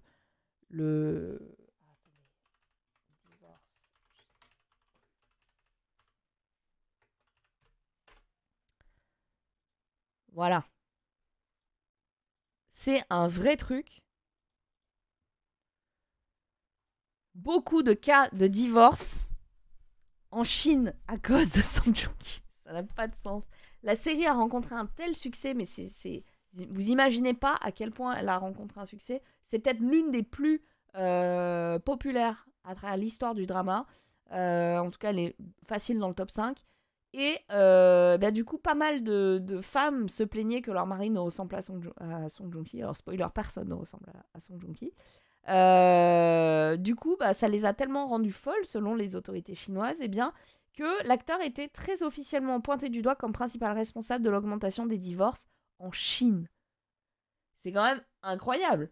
Selon la presse, et carrément selon les autorités chinoises, les hommes n'en pouvaient plus de se sentir brimés par leur épouse. Ces dernières étaient en effet victimes d'une inquiétante épidémie de fangirlisme, les poussant à abandonner leurs devoirs familiaux, faire la cuisine au mari, s'occuper des enfants, l'angoisse, pour rester vissés devant leur téléviseur et se pâmer devant le beau Yu Shijin, personnage incarné avec flegme par Song Joong-ki. C'est réel. C'est réel. Le Franck Gastambide français. Oh non. Allez, bannez-moi ça, les modos. Merde, ni les modos. On ne peut pas. Mais, voilà. C'est... Alors, Song Joong-ki est très beau, mais quand même, non, il n'y a pas de mais. Mais on parle carrément de panique sociale. C'est un vrai truc, hein. C'est un vrai truc. Donc, voilà. ça vous dit un petit peu aussi l'étendue du succès de l'alchimie de ces personnages, de l'histoire, etc. Je viens pour la première fois sur ton live, ça parle d'un de mes dramas favoris. Et bah écoute, je suis en train de me le remater, je suis à l'épisode 10 à peu près, et c'est clairement la merde. Donc comme je disais, les plus, c'est les personnages aussi secondaires qui sont hyper bien incarnés, qui sont profonds, qui ont du relief, l'alchimie entre tous les personnages au global. Les moins, c'est vraiment le personnage féminin, Kang Mo-yeon, elle est insupportable, mais c'est le personnage qui veut ça. Après, moi, je suis pas très cliente de Song Ye-kyo. Là, récemment, je regardais Now We Are Breaking Up, quelque chose comme ça. Et j'ai arrêté. J'ai arrêté alors que dedans, il y a un de mes acteurs préférés, Jang Ki-yoon. Je l'ai arrêté parce que, mon Dieu, qu'est-ce que c'est chiant. Oh, mais qu'est-ce que c'est chiant et long et lent et chiant. Je l'ai déjà dit, chiant. Voilà. Donc c'est une styliste qui travaille dans une très grande entreprise qui s'appelle The One. Il y a Seun des EXO. Et elle tombe amoureuse donc de Jang Ki-yoon qui est là. Qui est un célèbre photographe de mode. Ils passent la nuit ensemble et ça ne donne rien. C'est un one night stand quoi, un coup d'un soir. Et puis leurs chemins vont se recroiser, sauf qu'elle va apprendre qu'il est plus qu'un photographe. Il est très lié à une histoire qu'elle a eue dans le passé et qui lui a fait beaucoup de mal. Et leurs sentiments vont quand même prendre le dessus, sauf qu'ils ne peuvent pas être ensemble pour des raisons assez legit. Voilà. Donc, c'est des épisodes où on est ensemble mais on peut pas. On est ensemble mais on s'aime mais on peut pas. C'est assez long, c'est assez fastidieux. Et alors je dirais pas que c'est Song Ye-kyo qui me rebute, mais bien souvent ces personnages sont assez fatigants. Voilà. Alors, j'ai regardé I Bye Mama avec Kim Tae-hee, qui est aussi l'une des actrices mythiques du drama coréen. On va y revenir plus tard parce qu'elle était dans Iris, un des premiers dramas qui avait véritablement cartonné. C'est pareil, c'est une légende du drama, Kim Tae-hee, au même titre que Song Ye-kyo dans Full House avec B-Rain. C'est des gens qui ont posé les premières pierres des premiers dramas coréens, quoi. Un drama, c'est pas une télé-réalité, c'est une série. C'est ni plus ni moins qu'une série avec beaucoup de budget. Beaucoup de budget. Coucou Francus. Coucou. Alors, moi, mon top 1 drama, c'est Hotel del Luna. Ben justement, j'allais vous demander quels sont pour vous les dramas incontournables qu'il faut absolument regarder, sachant que, et là, c'est un popular opinion. Je vais vous expliquer pourquoi. C'est un popular opinion pour moi parce qu'il y a des mangas qui sont dans ma watchlist, depuis bien trop longtemps. Comme, par exemple, celui-là. Je ne l'ai pas vu. Vous avez reconnu Gongyu. Si vous avez maté Squid Game, Le Dernier Train pour Busan, etc. Elle, on la connaît aussi largement. Chasing the Trap, The King. Voilà. Goblin.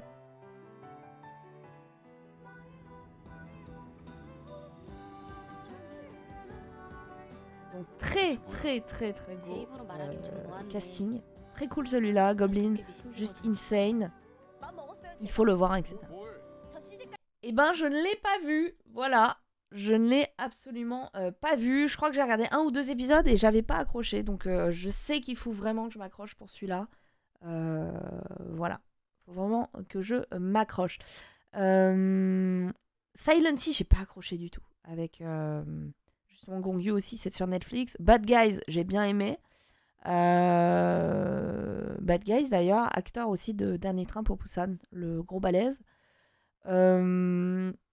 Signal vu, Good Doctor pas mal, Dream Eye, alors ça c'est un classique, c'est pas le meilleur, on est d'accord, mais c'est un classique. Age of Youth, c'est un de mes préférés, qui était connu aussi sous le nom de Hello My 20s sur Netflix. La direction artistique, les couleurs et tout, c'est incroyable. Fight for My Way. Park Seo-joon. Park Seo-joon, le god. De toute façon, quand vous avez Park Seo-joon dans un drama, on parle quand même d'Itaewon Class, Fight for My Way, qu'arrive-t-il à la secrétaire Kim? Qu'est-ce qu'il a fait d'autre? Il est dans Parasite. Qu'est-ce qu'il a fait, Park Seo-joon? Kill Me, Heal Me. Le truc là dans le magazine de mode aussi. She Was Pretty. Voilà. Park Seo-joon, c'est quand même... c'est le mec de la comédie romantique sans être non plus gnangnan. Il est incroyable, il est drôle, il joue bien, il est fou. Il est fou. W, moi j'ai pas trop aimé. J'ai pas trop aimé. Pourtant le postulat c'est quand même un auteur de webtoon qui disparaît, sa fille qui est médecin et qui lit les webtoons de son père en étant totalement fan de l'histoire qu'il a créée, eh bien rencontre le personnage principal du webtoon qui est sorti des cases et qui cherche le meurtrier de sa famille. Enfin, un délire. En vrai, très gros casting et tout. Juste, il est pas dans mon top 10, quoi. It's Okay Not To Be Okay, incroyable. Incroyable sur la santé mentale, sur le handicap et tout. Ça a été un des premiers dramas qui m'a véritablement touchée, en tout cas, sur la façon d'aborder ces sujets-là. Romance is a Bonus Book. Oh, je me suis fait chier. Putain, je me suis fait chier. Vraiment, je me suis fait chier. Je suis désolée, Vraiment, si ça démarre pas tout de suite, quoi. Hotel del Luna, pareil, c'est dans ma watchlist. J'ai pas regardé. Qu'est-ce qu'on a d'autre aussi que j'ai pas maté et qu'il faudrait absolument que je mate? C'est donc Iris aussi, dont je vous ai parlé. Donc ça, c'est à l'ancienne. Là, on est sur un truc à l'ancienne de chez l'ancienne. Vous reconnaîtrez certainement... alors, je ne vous dirai pas dans quelle série récente il joue, mais dans J'ai rencontré le diable. Donc, I Saw the Devil. On l'a vu aussi dans Mr. Sunshine, donc Lee Byung-yoon, qui est une des plus grandes stars de la Hallyu, avec Kim Tae-hee. Kim Tae-hee, que l'on retrouve dans I Bye Mama, qui est la femme de B-Rain aujourd'hui, qui est considérée comme la plus belle femme de Corée, toujours. Et c'est un drama dont tout le monde me parle comme étant une des plus grosses références du drama de l'époque, en tout cas. Donc ça, c'est dans ma watchlist aussi. J'avais juste peur que c'est pas forcément bien vieilli. Je sais pas si vous avez vu. Et le dernier, mais ça, c'est un classique. De la même manière que Boys Over Flowers, c'est un classique. Là, on est sur Les Héritiers. Les Héritiers, voilà. Donc, vous reconnaissez le fameux Kim Tan, le conglomérat qui se heurte à Cha Eun-sung, cette pauvre lycéenne boursière dont la mère est femme de ménage chez justement Kim Tan. Elle va se faire une place dans ce lycée d'élite où on ne vous demande pas finalement d'être le meilleur, mais plutôt d'être le plus riche, le plus privilégié. Mais, spoiler, ce sont les meilleurs et les plus privilégiés.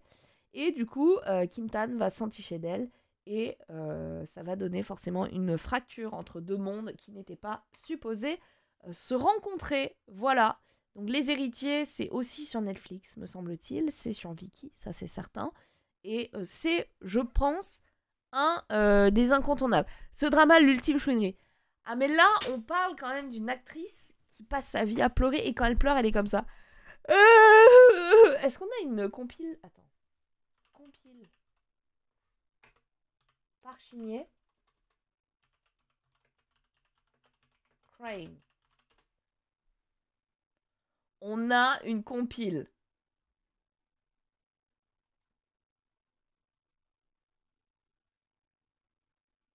On a totalement... Mais en même temps, il lui arrive que des dingueries à la meuf. Quoi. Tout le temps.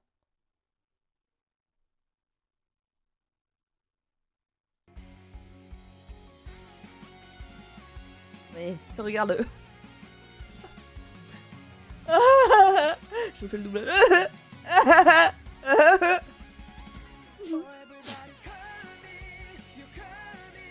Je coupe la musique.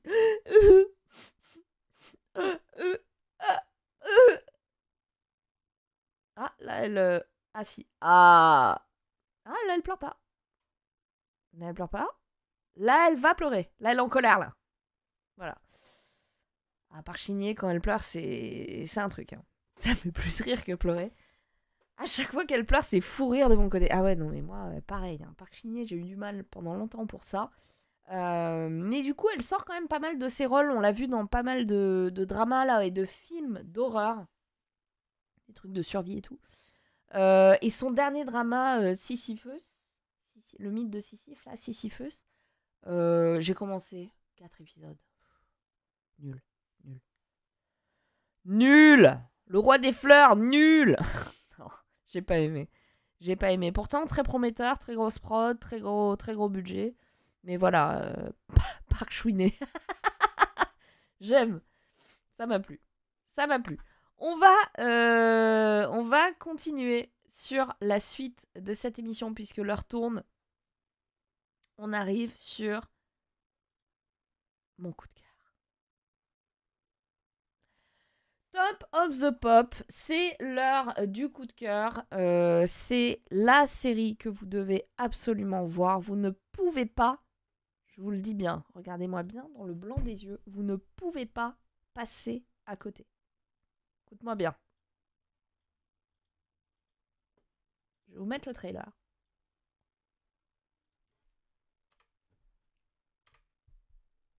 Hop! Je vous mets le trailer en giga bonne qualité, en 4K. Parce que la série est en 4K. J'ai des frissons. Juvenile Justice, attention, trigger warning à chaque instant, chaque seconde. C'est extrêmement dur. C'est vraiment, si vous êtes déjà victime ou témoin ou traumatisé de choses qui touchent à de la délinquance, de la criminalité liée à l'enfance, l'adolescence, etc., je vous déconseille largement de regarder ça. Je vous déconseille. C'est très dur. Donc on a une première saison de 10 épisodes, tout en 4K, sur Netflix. C'est réalisé par Hong Jong-chan. On y retrouve Kim Hye-soo, que vous avez vu, qui incarne la juge, Kim Moo-yeol et Lee Sang-min. Très gros casting. Juvenile Justice, ça se concentre donc sur une juge qui méprise les délinquants juvéniles. Elle les déteste. C'est dit frame 1 dans la série. Je les déteste, je les méprise, je les hais. Avant de prendre conscience, finalement, avec son travail, des difficultés sociales auxquelles ils sont confrontés. Ça va être beaucoup sur le point de vue des juges, sur leur travail de juge, sur comment elle va rendre ses décisions, comment elle coopère avec avec tous les organes aussi de sa juridiction, comment elle coopère avec la police, comment elle traite ses adolescents, comment les adolescents aussi la traitent et lui rendent. C'est assez dur, on parle vraiment d'une dérive sociale. Hein. C'est un vrai fait de société en Corée. C'est déjà sorti, c'est très beau. Attendez, je réponds à vos questions. Je réponds à vos questions. Ça a reçu beaucoup de critiques très positives de la part des gens du monde entier, de beaucoup de téléspectateurs, notamment en Corée, mais qui ont été quand même très choqués parce que il y a des choses qui sont basées sur des faits réels, et ça commence dès l'épisode 1. Okay, dans l'épisode 1, les téléspectateurs coréens ont été extrêmement choqués par l'affaire qui est tout de suite abordée. C'est vraiment dans les premières minutes. Ça a eu lieu en Corée. Donc en gros, un petit garçon de 9 ans qui s'appelle Ji-woo a été kidnappé, assassiné et décomposé par une étudiante, par un mineur. J'allais dire là, je m'en s'en fous.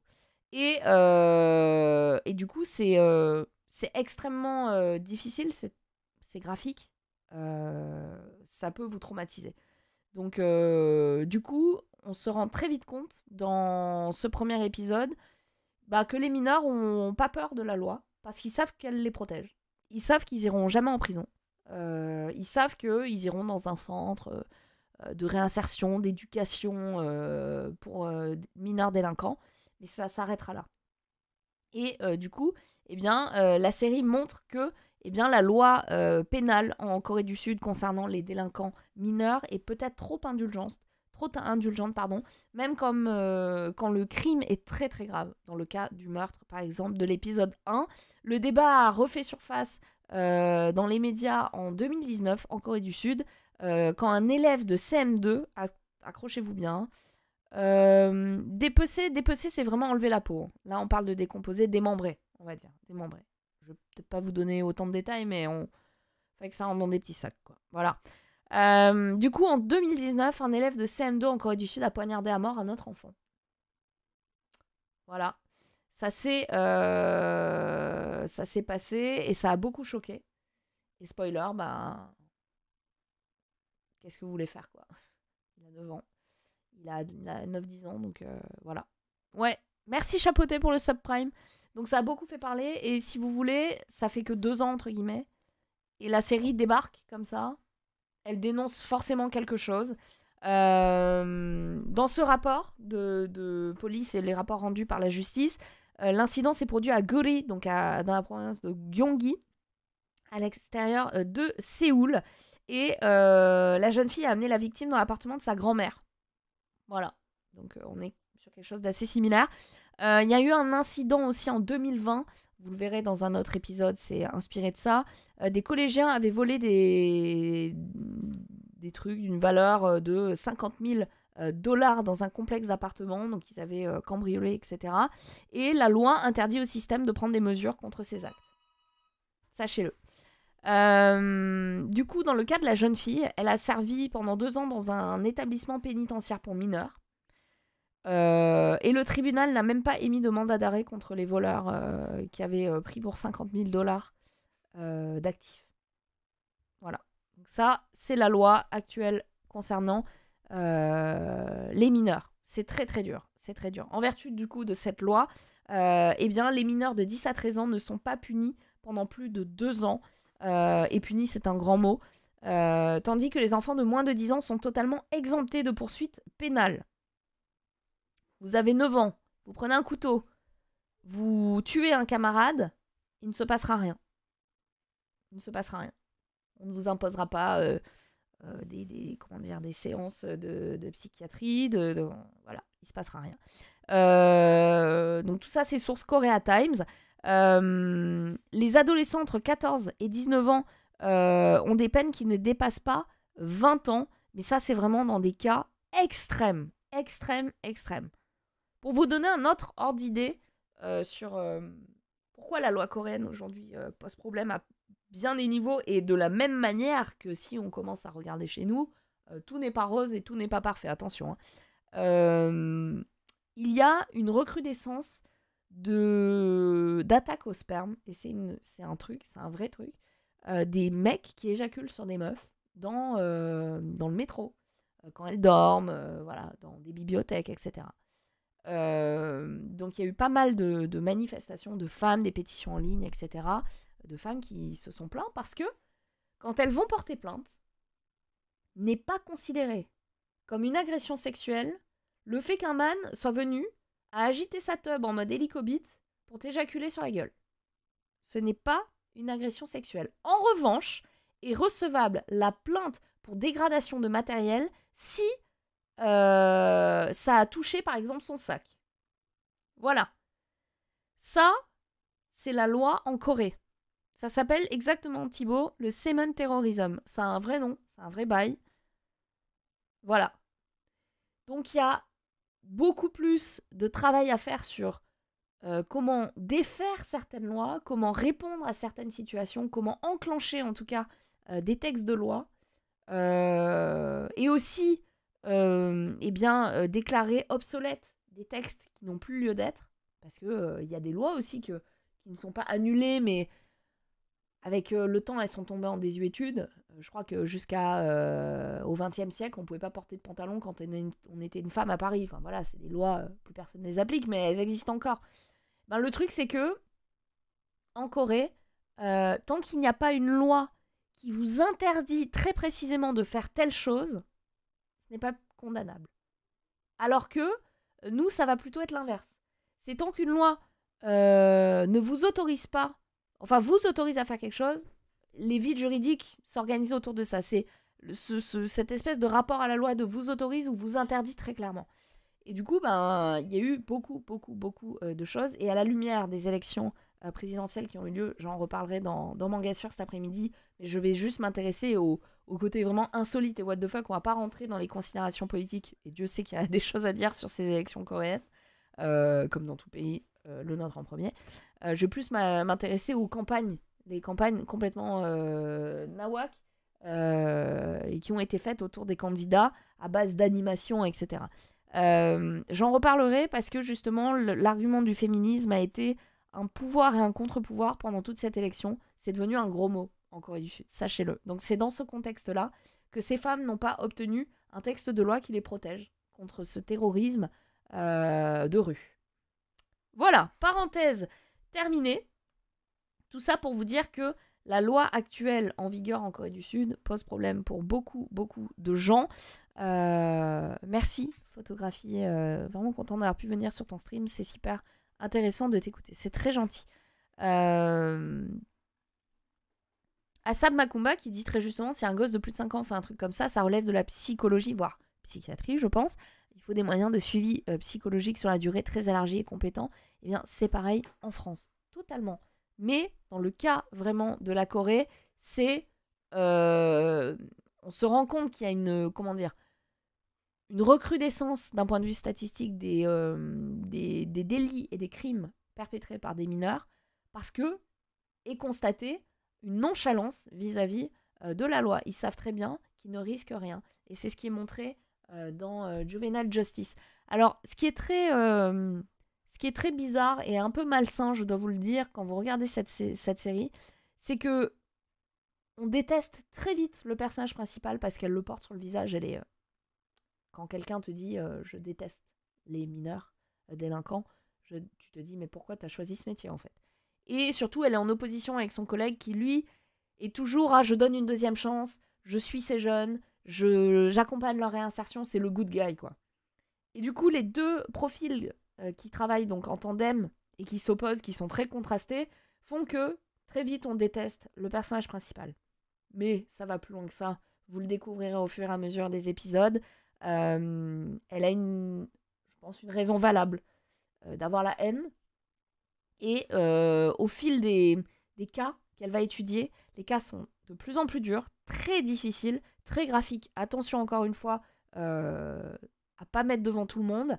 Il y a presque un sentiment de soulagement quand elle arrive à faire condamner un jeune. Et ça, c'est un peu bizarre de se sentir soulagé. Ah, putain, il va aller en prison. Let's go! En mode, sa vie est foutue, la vie des victimes est foutue. Personne ne gagne. Personne ne gagne là-dedans. Et c'est très très bien abordé. Le réalisateur a dit qu'il avait été très honoré que la série marche dans le monde entier. Et il y aura potentiellement une saison 2. S'il y en a une, en tout cas, de son aveu, il a dit qu'il aimerait se concentrer plus sur le point de vue des ados, le point de vue des mineurs. Là, c'est très concentré sur les juridictions, sur les textes de loi, etc., sur la résolution des cas. Il veut plus se porter sur les circonstances qui ont poussé ces jeunes à peut-être à un moment dévier, sortir de cette société qui ne veut pas d'eux, qui les protège, mais qui quand même va les marginaliser de toute façon, parce qu'à partir du moment où vous êtes cité dans un cas, dans un procès, c'est le déshonneur pour tout le monde. Donc voilà, donc ça va aborder la prostitution aussi des mineurs, ça va aborder la maltraitance des mineurs, ça va aborder l'abandon, ça va aborder le meurtre, ça va aborder le viol, ça va aborder les agressions sexuelles, les agressions mentales, le harcèlement moral, etc. C'est très dur. C'est clairement la série de l'année pour moi. Ça rentre dans mon top 5. Tout de suite, immédiatement. Et honnêtement, je peux pas mieux vous la vendre que ça parce que j'en ai parlé autour de moi. Pierre qui m'aide du coup sur mon quotidien avec mon travail et tout. À commencer, t'en es où, Pierre? Juvenile Justice 4? Tu kiffes toujours? Ah, c'est dur.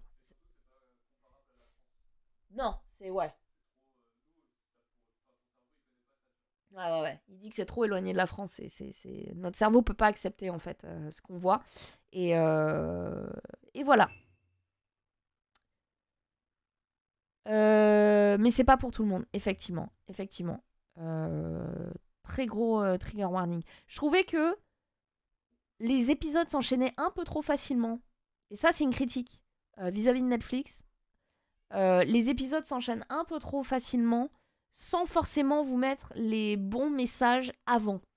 Chose qui faisait très bien dans 13 Reasons Why, où vous aviez des acteurs qui, avant le début de l'épisode, disent voilà, si vous êtes victime de délinquance sexuelle, de crimes, etc., voici tel numéro, tel truc et tout. Alors, ils sont pas obligés de le faire, mais c'est vrai que c'était assez bienvenu parce que tu savais tout de suite dans quoi tu mettais les pieds. Là, je trouve que c'est pas assez annoncé. Alors, c'est pas du tout, par contre, glamourisé, de la même manière que la critique a pu être faite dans 13 Reasons Why, où il y a une espèce de mélancolie autour du suicide, etc., une orchestration, une chorégraphie, une belle lumière sur une meuf qui décide de sauter la vie. Là, c'est pas du tout le cas. Hein. Le but, c'est pas d'être beau, même si la série est incroyable niveau réalisation. Le but, c'est pas de rendre les choses belles, de vous les vendre de manière sucrée, etc. Pas du tout. C'est très froid, très brut, très dur. Donc voilà, ça c'est mon coup de cœur ultime. Ça s'appelle Juvenile Justice. Première saison, 10 épisodes sur Netflix. Allez le voir si vous avez les reins bien accrochés. Et puis faites-vous votre propre avis. On continue avec la suite de cette émission.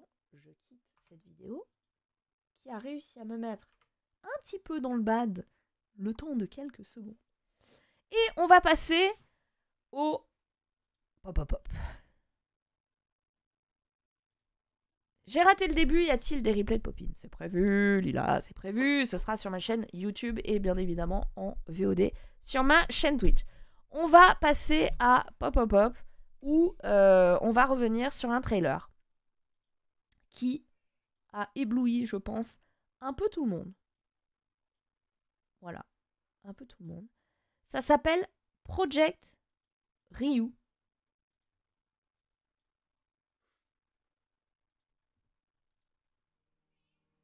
Je vous laisse découvrir ça.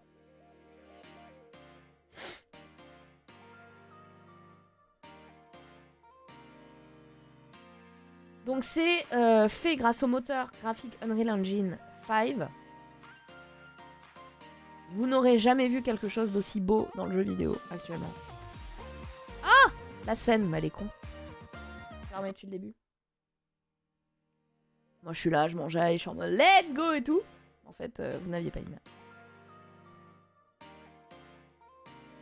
Ça va les cheveux, vous n'aurez rien vu d'aussi beau avec ma gueule en gros. C'est incroyable, c'est trop beau. Donc là, on retrouve le pont de Banpo.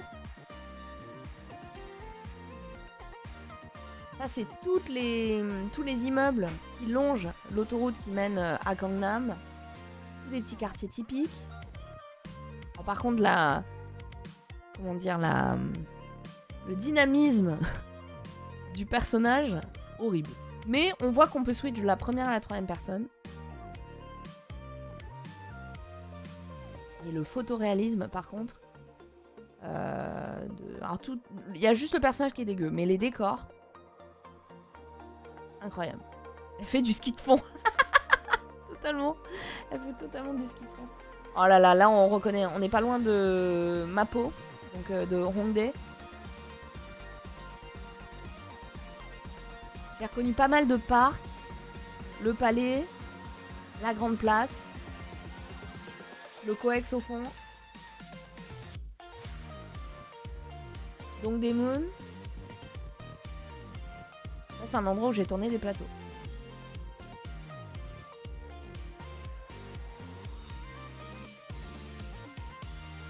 Est-ce que c'est beau?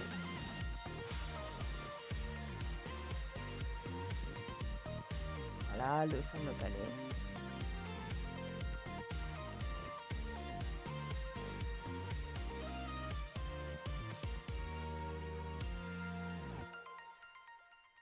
Project Ryu, c'est donc un projet qui pour l'instant ne dit rien sur ce que ça va être en termes de gameplay, la sortie, l'histoire. On sait juste qu'il y a une équipe de 6 personnes derrière ce trailer qui du coup fait quand même pas mal envie. On voyage beaucoup, beaucoup, beaucoup là d'un coup. Mais on ne sait rien de plus. Ça se trouve, ça ne donnera rien d'autre. C'est juste pour montrer ce que Unreal Engine 5 est capable de produire. Mais on ne sait pas plus, quoi. Je pense que les applications peuvent dépasser même le jeu vidéo. C'est-à-dire que là, n'importe qui voit ça, se dit « Ok, il nous faut des devs sur Unreal Engine et il faut être capable de nous produire des trucs pareils, quoi. » Surtout, on sort d'une pandémie. On est encore dedans, mais ce que je veux dire, c'est qu'on commence tout juste à imaginer les contours de déplacements professionnels en Corée notamment. Ça fait rêver, ce genre de trailer, quoi. C'est un jeu démo, je pense, pour l'instant. Là, on est vraiment sur de la pure démonstration. On ne sait pas du tout si c'est un jeu en monde ouvert, un RPG. Voilà. On ne saura pas plus, je pense, avant un bon moment. Donc, j'avais envie de vous montrer ça. Ce sera pas sur PC, non. Sur mobile, pardon. Ce sera sur PC. Ils vont certainement rebosser le dynamisme du déplacement, j'espère bien. Il faut une fusée pour le faire tourner, je pense aussi. Alors, c'est pas au Japon, hein, Say My Names, j'adore ton nom. C'est en Corée. C'est en Corée. Donc voilà. J'avais envie de vous montrer ça. Est-ce que vous, ça vous parle? Est-ce que ça vous donne envie? Moi, forcément, ça me donne pas mal envie. Mais c'est vrai que la musique un petit peu, voilà, un peu kikou, un peu arcade et tout, avec ces aplats de décors hyper réalistes, je sais pas trop à quoi m'attendre. Donc, on verra bien. On verra bien. On va passer à la suite de Popin l'hebdo. Merci à tous ceux qui nous ont rejoints. Entre-temps, l'émission sera en replay sur YouTube et sur Twitch. Donc, pas d'inquiétude. Et c'est l'heure de ce que j'appelle le popotin. On va pas parler cul, mais on va parler gossip. Et c'est des bonnes nouvelles. C'est des bonnes nouvelles, on aime ça. Moi, j'aime bien quand j'arrive à Webedia. Paul, si tu es dans les parages, je t'embrasse. J'adore arriver de dire alors, qui couche avec qui en ce moment? J'aime bien. J'aime bien poser de temps en temps cette question qui sort de nulle part. On va, sur un carnet blanc, je crois, quand il s'agit d'une naissance. Vous l'avez peut-être reconnu, Kim Jong-dae, alias Chen Chen des EXO, donc EXO L, la formation chinoise de EXO à l'époque, avant Réunion. Voix incroyable, que vous pouvez trouver notamment dans l'OST The Descendants of the Sun. Vous savez, la chanson every time I see you. Vous voyez, putain, DMCA, hein, on aurait cru l'original. Eh bien, sachez que Chen était alors à la fois dans la sauce et à la fois dans l'amour des fans, puisque il y a, je crois que c'est en 2020, il annonce du coup qu'il se marie et qu'il attend un bébé. Voilà, coup de tonnerre. Je peux vous dire que les sasaeng là qui étaient là en mode Chen c'est mon mari, Chen c'est mon mec, Chen je l'aime. Cœur brisé, donc du coup des fans hardcore l'ont pris pour une trahison. On commençait à hate sa meuf, à vraiment voilà, mais ça c'est une proportion et on les déteste, on ne retient rien d'elle. En revanche, globalement tout le monde était très heureux pour lui. Voilà, donc on est très heureux pour lui et visiblement, eh bien, il attend un deuxième enfant. Ah, ça travaille bien, sachant que Chen était en plein service militaire, donc on va dire que les autorisations et les permissions sont très bien amorties, si je puis dire. Mais en tout cas, voilà, en 2020, donc il avait fait cette lettre à ses fans où il expliquait que, il allait se marier, il attendait un enfant et qu'il espérait que les gens soutiendraient sa nouvelle vie avec cette femme avec qui il souhaitait passer le reste de ses jours. Et du coup, c'est vrai que comme ils se sont mariés, je crois, en janvier, en tout cas, il a révélé en janvier et elle a accouché en avril. Bon, c'est qu'il a fallu quand même un petit peu dans l'urgence. Voilà. Bisous, bonne app, Orange Mécanique. À la guerre, il faut tirer son coup. On est d'accord. Donc, 1 an depuis que son service militaire a commencé, c'est quasiment 2 ans, eh bien, il est prêt pour accueillir son deuxième enfant. Voilà, donc SM Entertainment a confirmé en disant « Il est vrai que la femme de Chen est enceinte de leur deuxième enfant. » Très platement, c'est clair, c'est net, c'est concis. Du coup, 29 ans, en âge international, c'est-à-dire qu'il a 30 ans en Corée. Et on a très très peu d'informations sur sa femme, et tant mieux, vivez cachés, vivez heureux. En tout cas, bonne nouvelle, mais c'est vrai que ça fait bizarre parce que moi j'étais EXOL, donc EXOL c'est le nom des fans des EXO en 2014. EXO Showtime, pour ceux qui connaissent, c'était leur petit format d'émission dispo sur YouTube d'ailleurs. Voilà, j'étais très fan et du coup j'ai eu la sensation que c'était mon fils qui partait de la maison, alors que le mec ne sait même pas que j'existe. Mais bref, folle, totalement folle. Et la deuxième news, ça se passe aujourd'hui, un mariage entre deux acteurs qui s'aiment, on espère, qui seront très heureux, on l'espère aussi, ensemble. Des acteurs qui se sont échangés des lignes de dialogue dans un drama mythique, considéré comme historique. À votre avis, de qui il s'agit? Sachant que on est dans la section popotin. Au cas où vous ne l'auriez pas compris, on est dans la section popotin. Le mec en question, c'est l'ex de Song Ye-kyo, qui est du coup l'ex-femme de Song Joong-ki, qui jouait dans Descendants of the Sun. Exactement, et l'anime, elle l'a. C'est et sous 18 là aussi. C'est. Thibaut, il en putain, je comprends plus. C'est effectivement Yeonbin et Son Ye-jin qui du coup se marient aujourd'hui. Voilà. Donc, longue vie à eux et beaucoup de bonheur. On leur souhaite, Louis et Clark, on leur souhaite de traverser les âges, le temps. Sachant que quand elle a divorcé de Song Ye-kyo, de Song Joong-ki, pardon, Song Ye-kyo avait été peut-être photographiée de dos avec quelqu'un qui ressemblait à Yeonbin par une maquilleuse dans une story Instagram. Les gens ont trouvé ça et ils pensaient qu'ils s'étaient remis ensemble. Pas du tout, il était avec Son Ye-jin. Allez voir Crash Landing on You, c'est vraiment très bien. Et c'est l'histoire d'une femme qui monte avec succès une entreprise. Elle fait un vol en parachute filmé.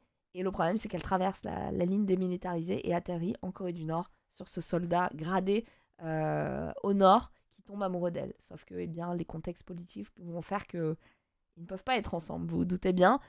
Voilà, et quel enfer. Ça y est, ils sont mariés. Mais non, mais c'est incroyable. Déjà? Attends, mais ça a été rapide. Alors ça se fait beaucoup de se marier dans des hôtels. On va regarder ça.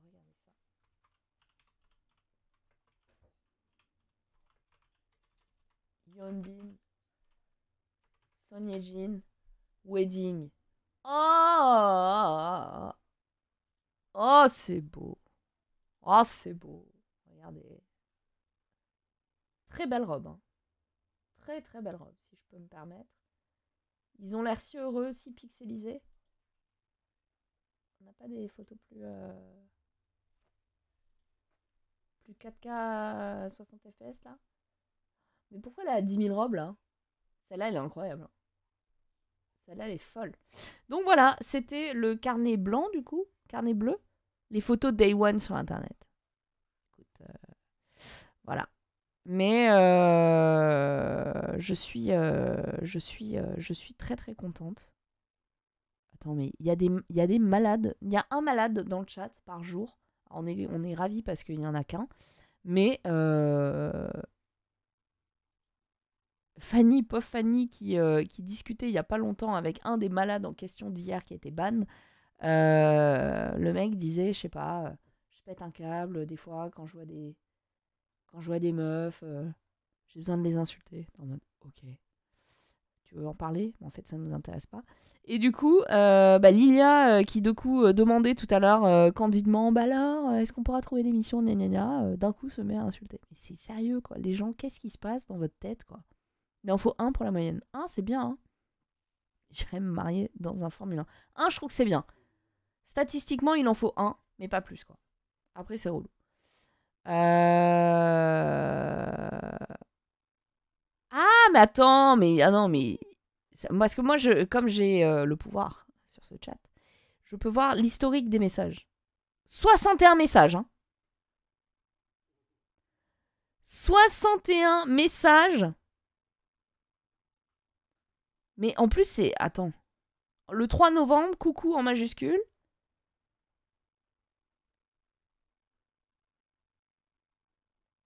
Mais non, mais ça va. En plus, ces messages sont hyper corrects, je comprends pas. Vraiment, je comprends pas, Farid, c'est incompréhensible. Bah, franchement, hésite pas à checker ces messages, ça n'a pas de sens. J'ai envie de le déban alors que il a littéralement lâché une insulte dans le chat. Il est devenu fou. Écoutez, ça arrive. C'est déjà la fin de Popin. C'est le moment de vous lâcher un petit teasing, puisque, comme je vous ai dit, on aura rendez-vous tous les jeudis à 11h pour le format hebdo. Une fois par mois, ce sera le format mensuel avec Crunchyroll dédié aux mangas et aux animés. Mais la semaine prochaine,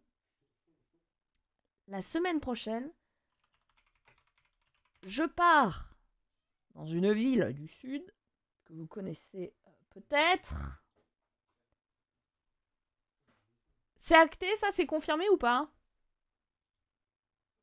Ouais. Ok. Visiblement, c'est connecté, c'est confirmé, c'est acté.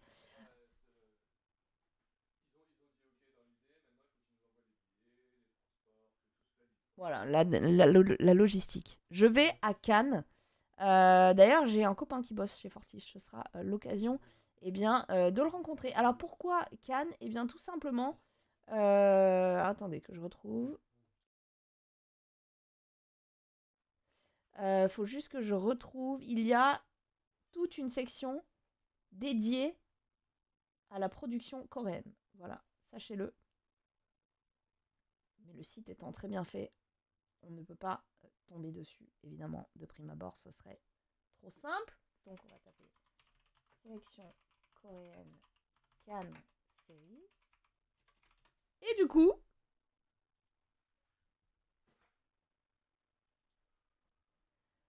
je m'envole pour faire des interviews pour Popin.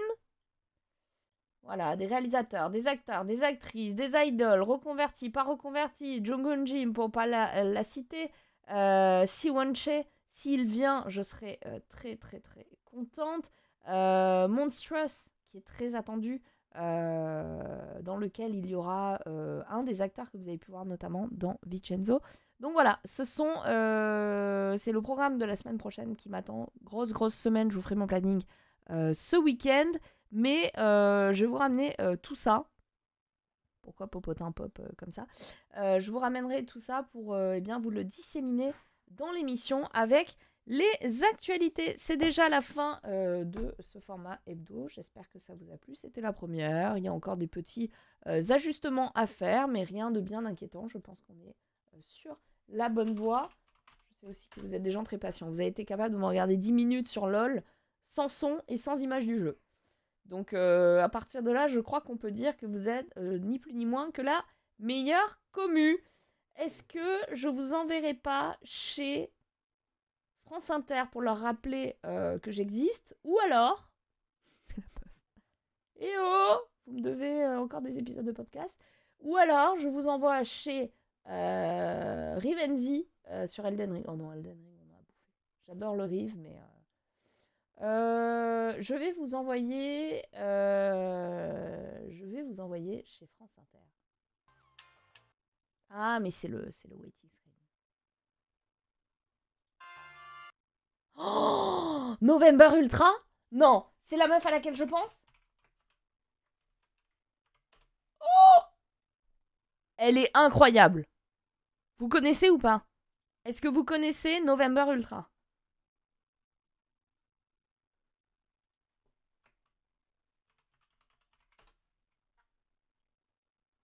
Écoutez, hein.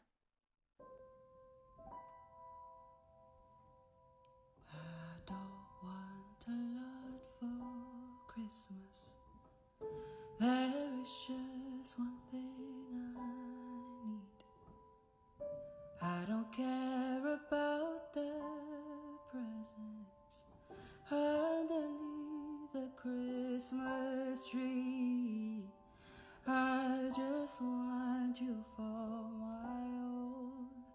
more than you could ever know.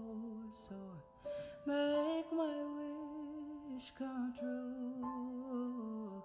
'Cause all I want for Christmas is you. C'est tout simplement de la magie November Ultra. N'hésitez pas à la suivre. C'est sur TikTok moi, que je l'ai découvert. C'est magnifique. Ce qu'elle fait, c'est magnifique. Il y a un truc qui se dégage d'elle. J'ai l'impression qu'elle fait un câlin à mon cœur, tout simplement. C'est indescriptible ce que cette fille est capable de véhiculer. Donc, je vous invite très grandement à joindre le raid que je vais faire pour France Inter. Donc, la revue de presse de l'homme qui tient une pastèque et de l'homme qui mange un crayon va bientôt commencer. Merci de patienter. Soyez sympa avec eux. Et bah écoutez, je sais pas quand est-ce que ça va. Normalement, c'est censé démarrer chez eux. Mais vraiment, soyez là pour regarder ça. Et moi, je vais me mettre devant. Parce que clairement, allez, on reste ensemble le temps que ça démarre. Je vais demander. Attendez. Regardez. L'inception de l'écran. Ça démarre quand SVP. J'adore cette fille. Je l'adore. Ah, elle a une voix de fou. Ah, c'est vrai, demain je suis chez Poulpe. J'avais oublié. Enfin, j'avais pas vraiment oublié, mais j'avais quand même un peu oublié de vous le dire. Demain, je suis chez Poulpe. Voilà. Eh bien, écoutez, j'envoie le raid. On se retrouve dès demain 10h dans la matinale de Monsieur Poulpe et de... Oh, j'ai un trou de mémoire. Horrible. J'ai perdu la mémoire. Je viens de voir Pasturo arriver. Joe est allongé par terre avec la tête sur une planche de bois. Ça n'a pas de sens. Aucun sens ce qui se passe. C'est terrible quand t'as un trou de mémoire en plus. Avec Davy Mourier, pardon. Voilà, Davy et Poulpe qui me font l'honneur de m'inviter demain dans leur matinale. Ça va être très drôle. À 10h. Voilà, donc je vous envoie chez France Inter. Allez envoyer beaucoup d'amour. Notamment à November Ultra. Prenez soin de vous. À très très vite. La chaîne cible a désactivé les raids. Mais non! J'en ai marre. Donc je vais faire host.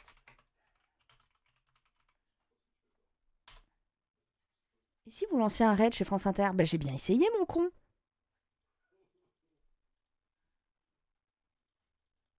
Il est désormais possible de lancer un raid quand vous voulez sans devoir attendre 30 secondes.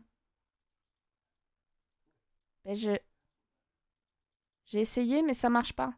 En fait. Putain, j'en ai marre. Quand les choses ne veulent pas marcher, putain. Quand les choses ne veulent pas marcher, je pète un câble.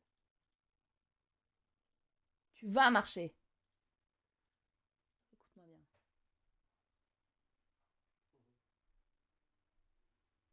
Héberge une chaîne.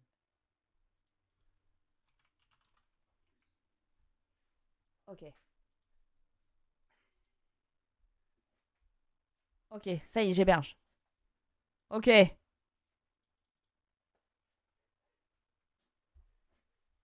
Allez, bisous à tous. Profitez bien de November Ultra. À demain chez Poulpe.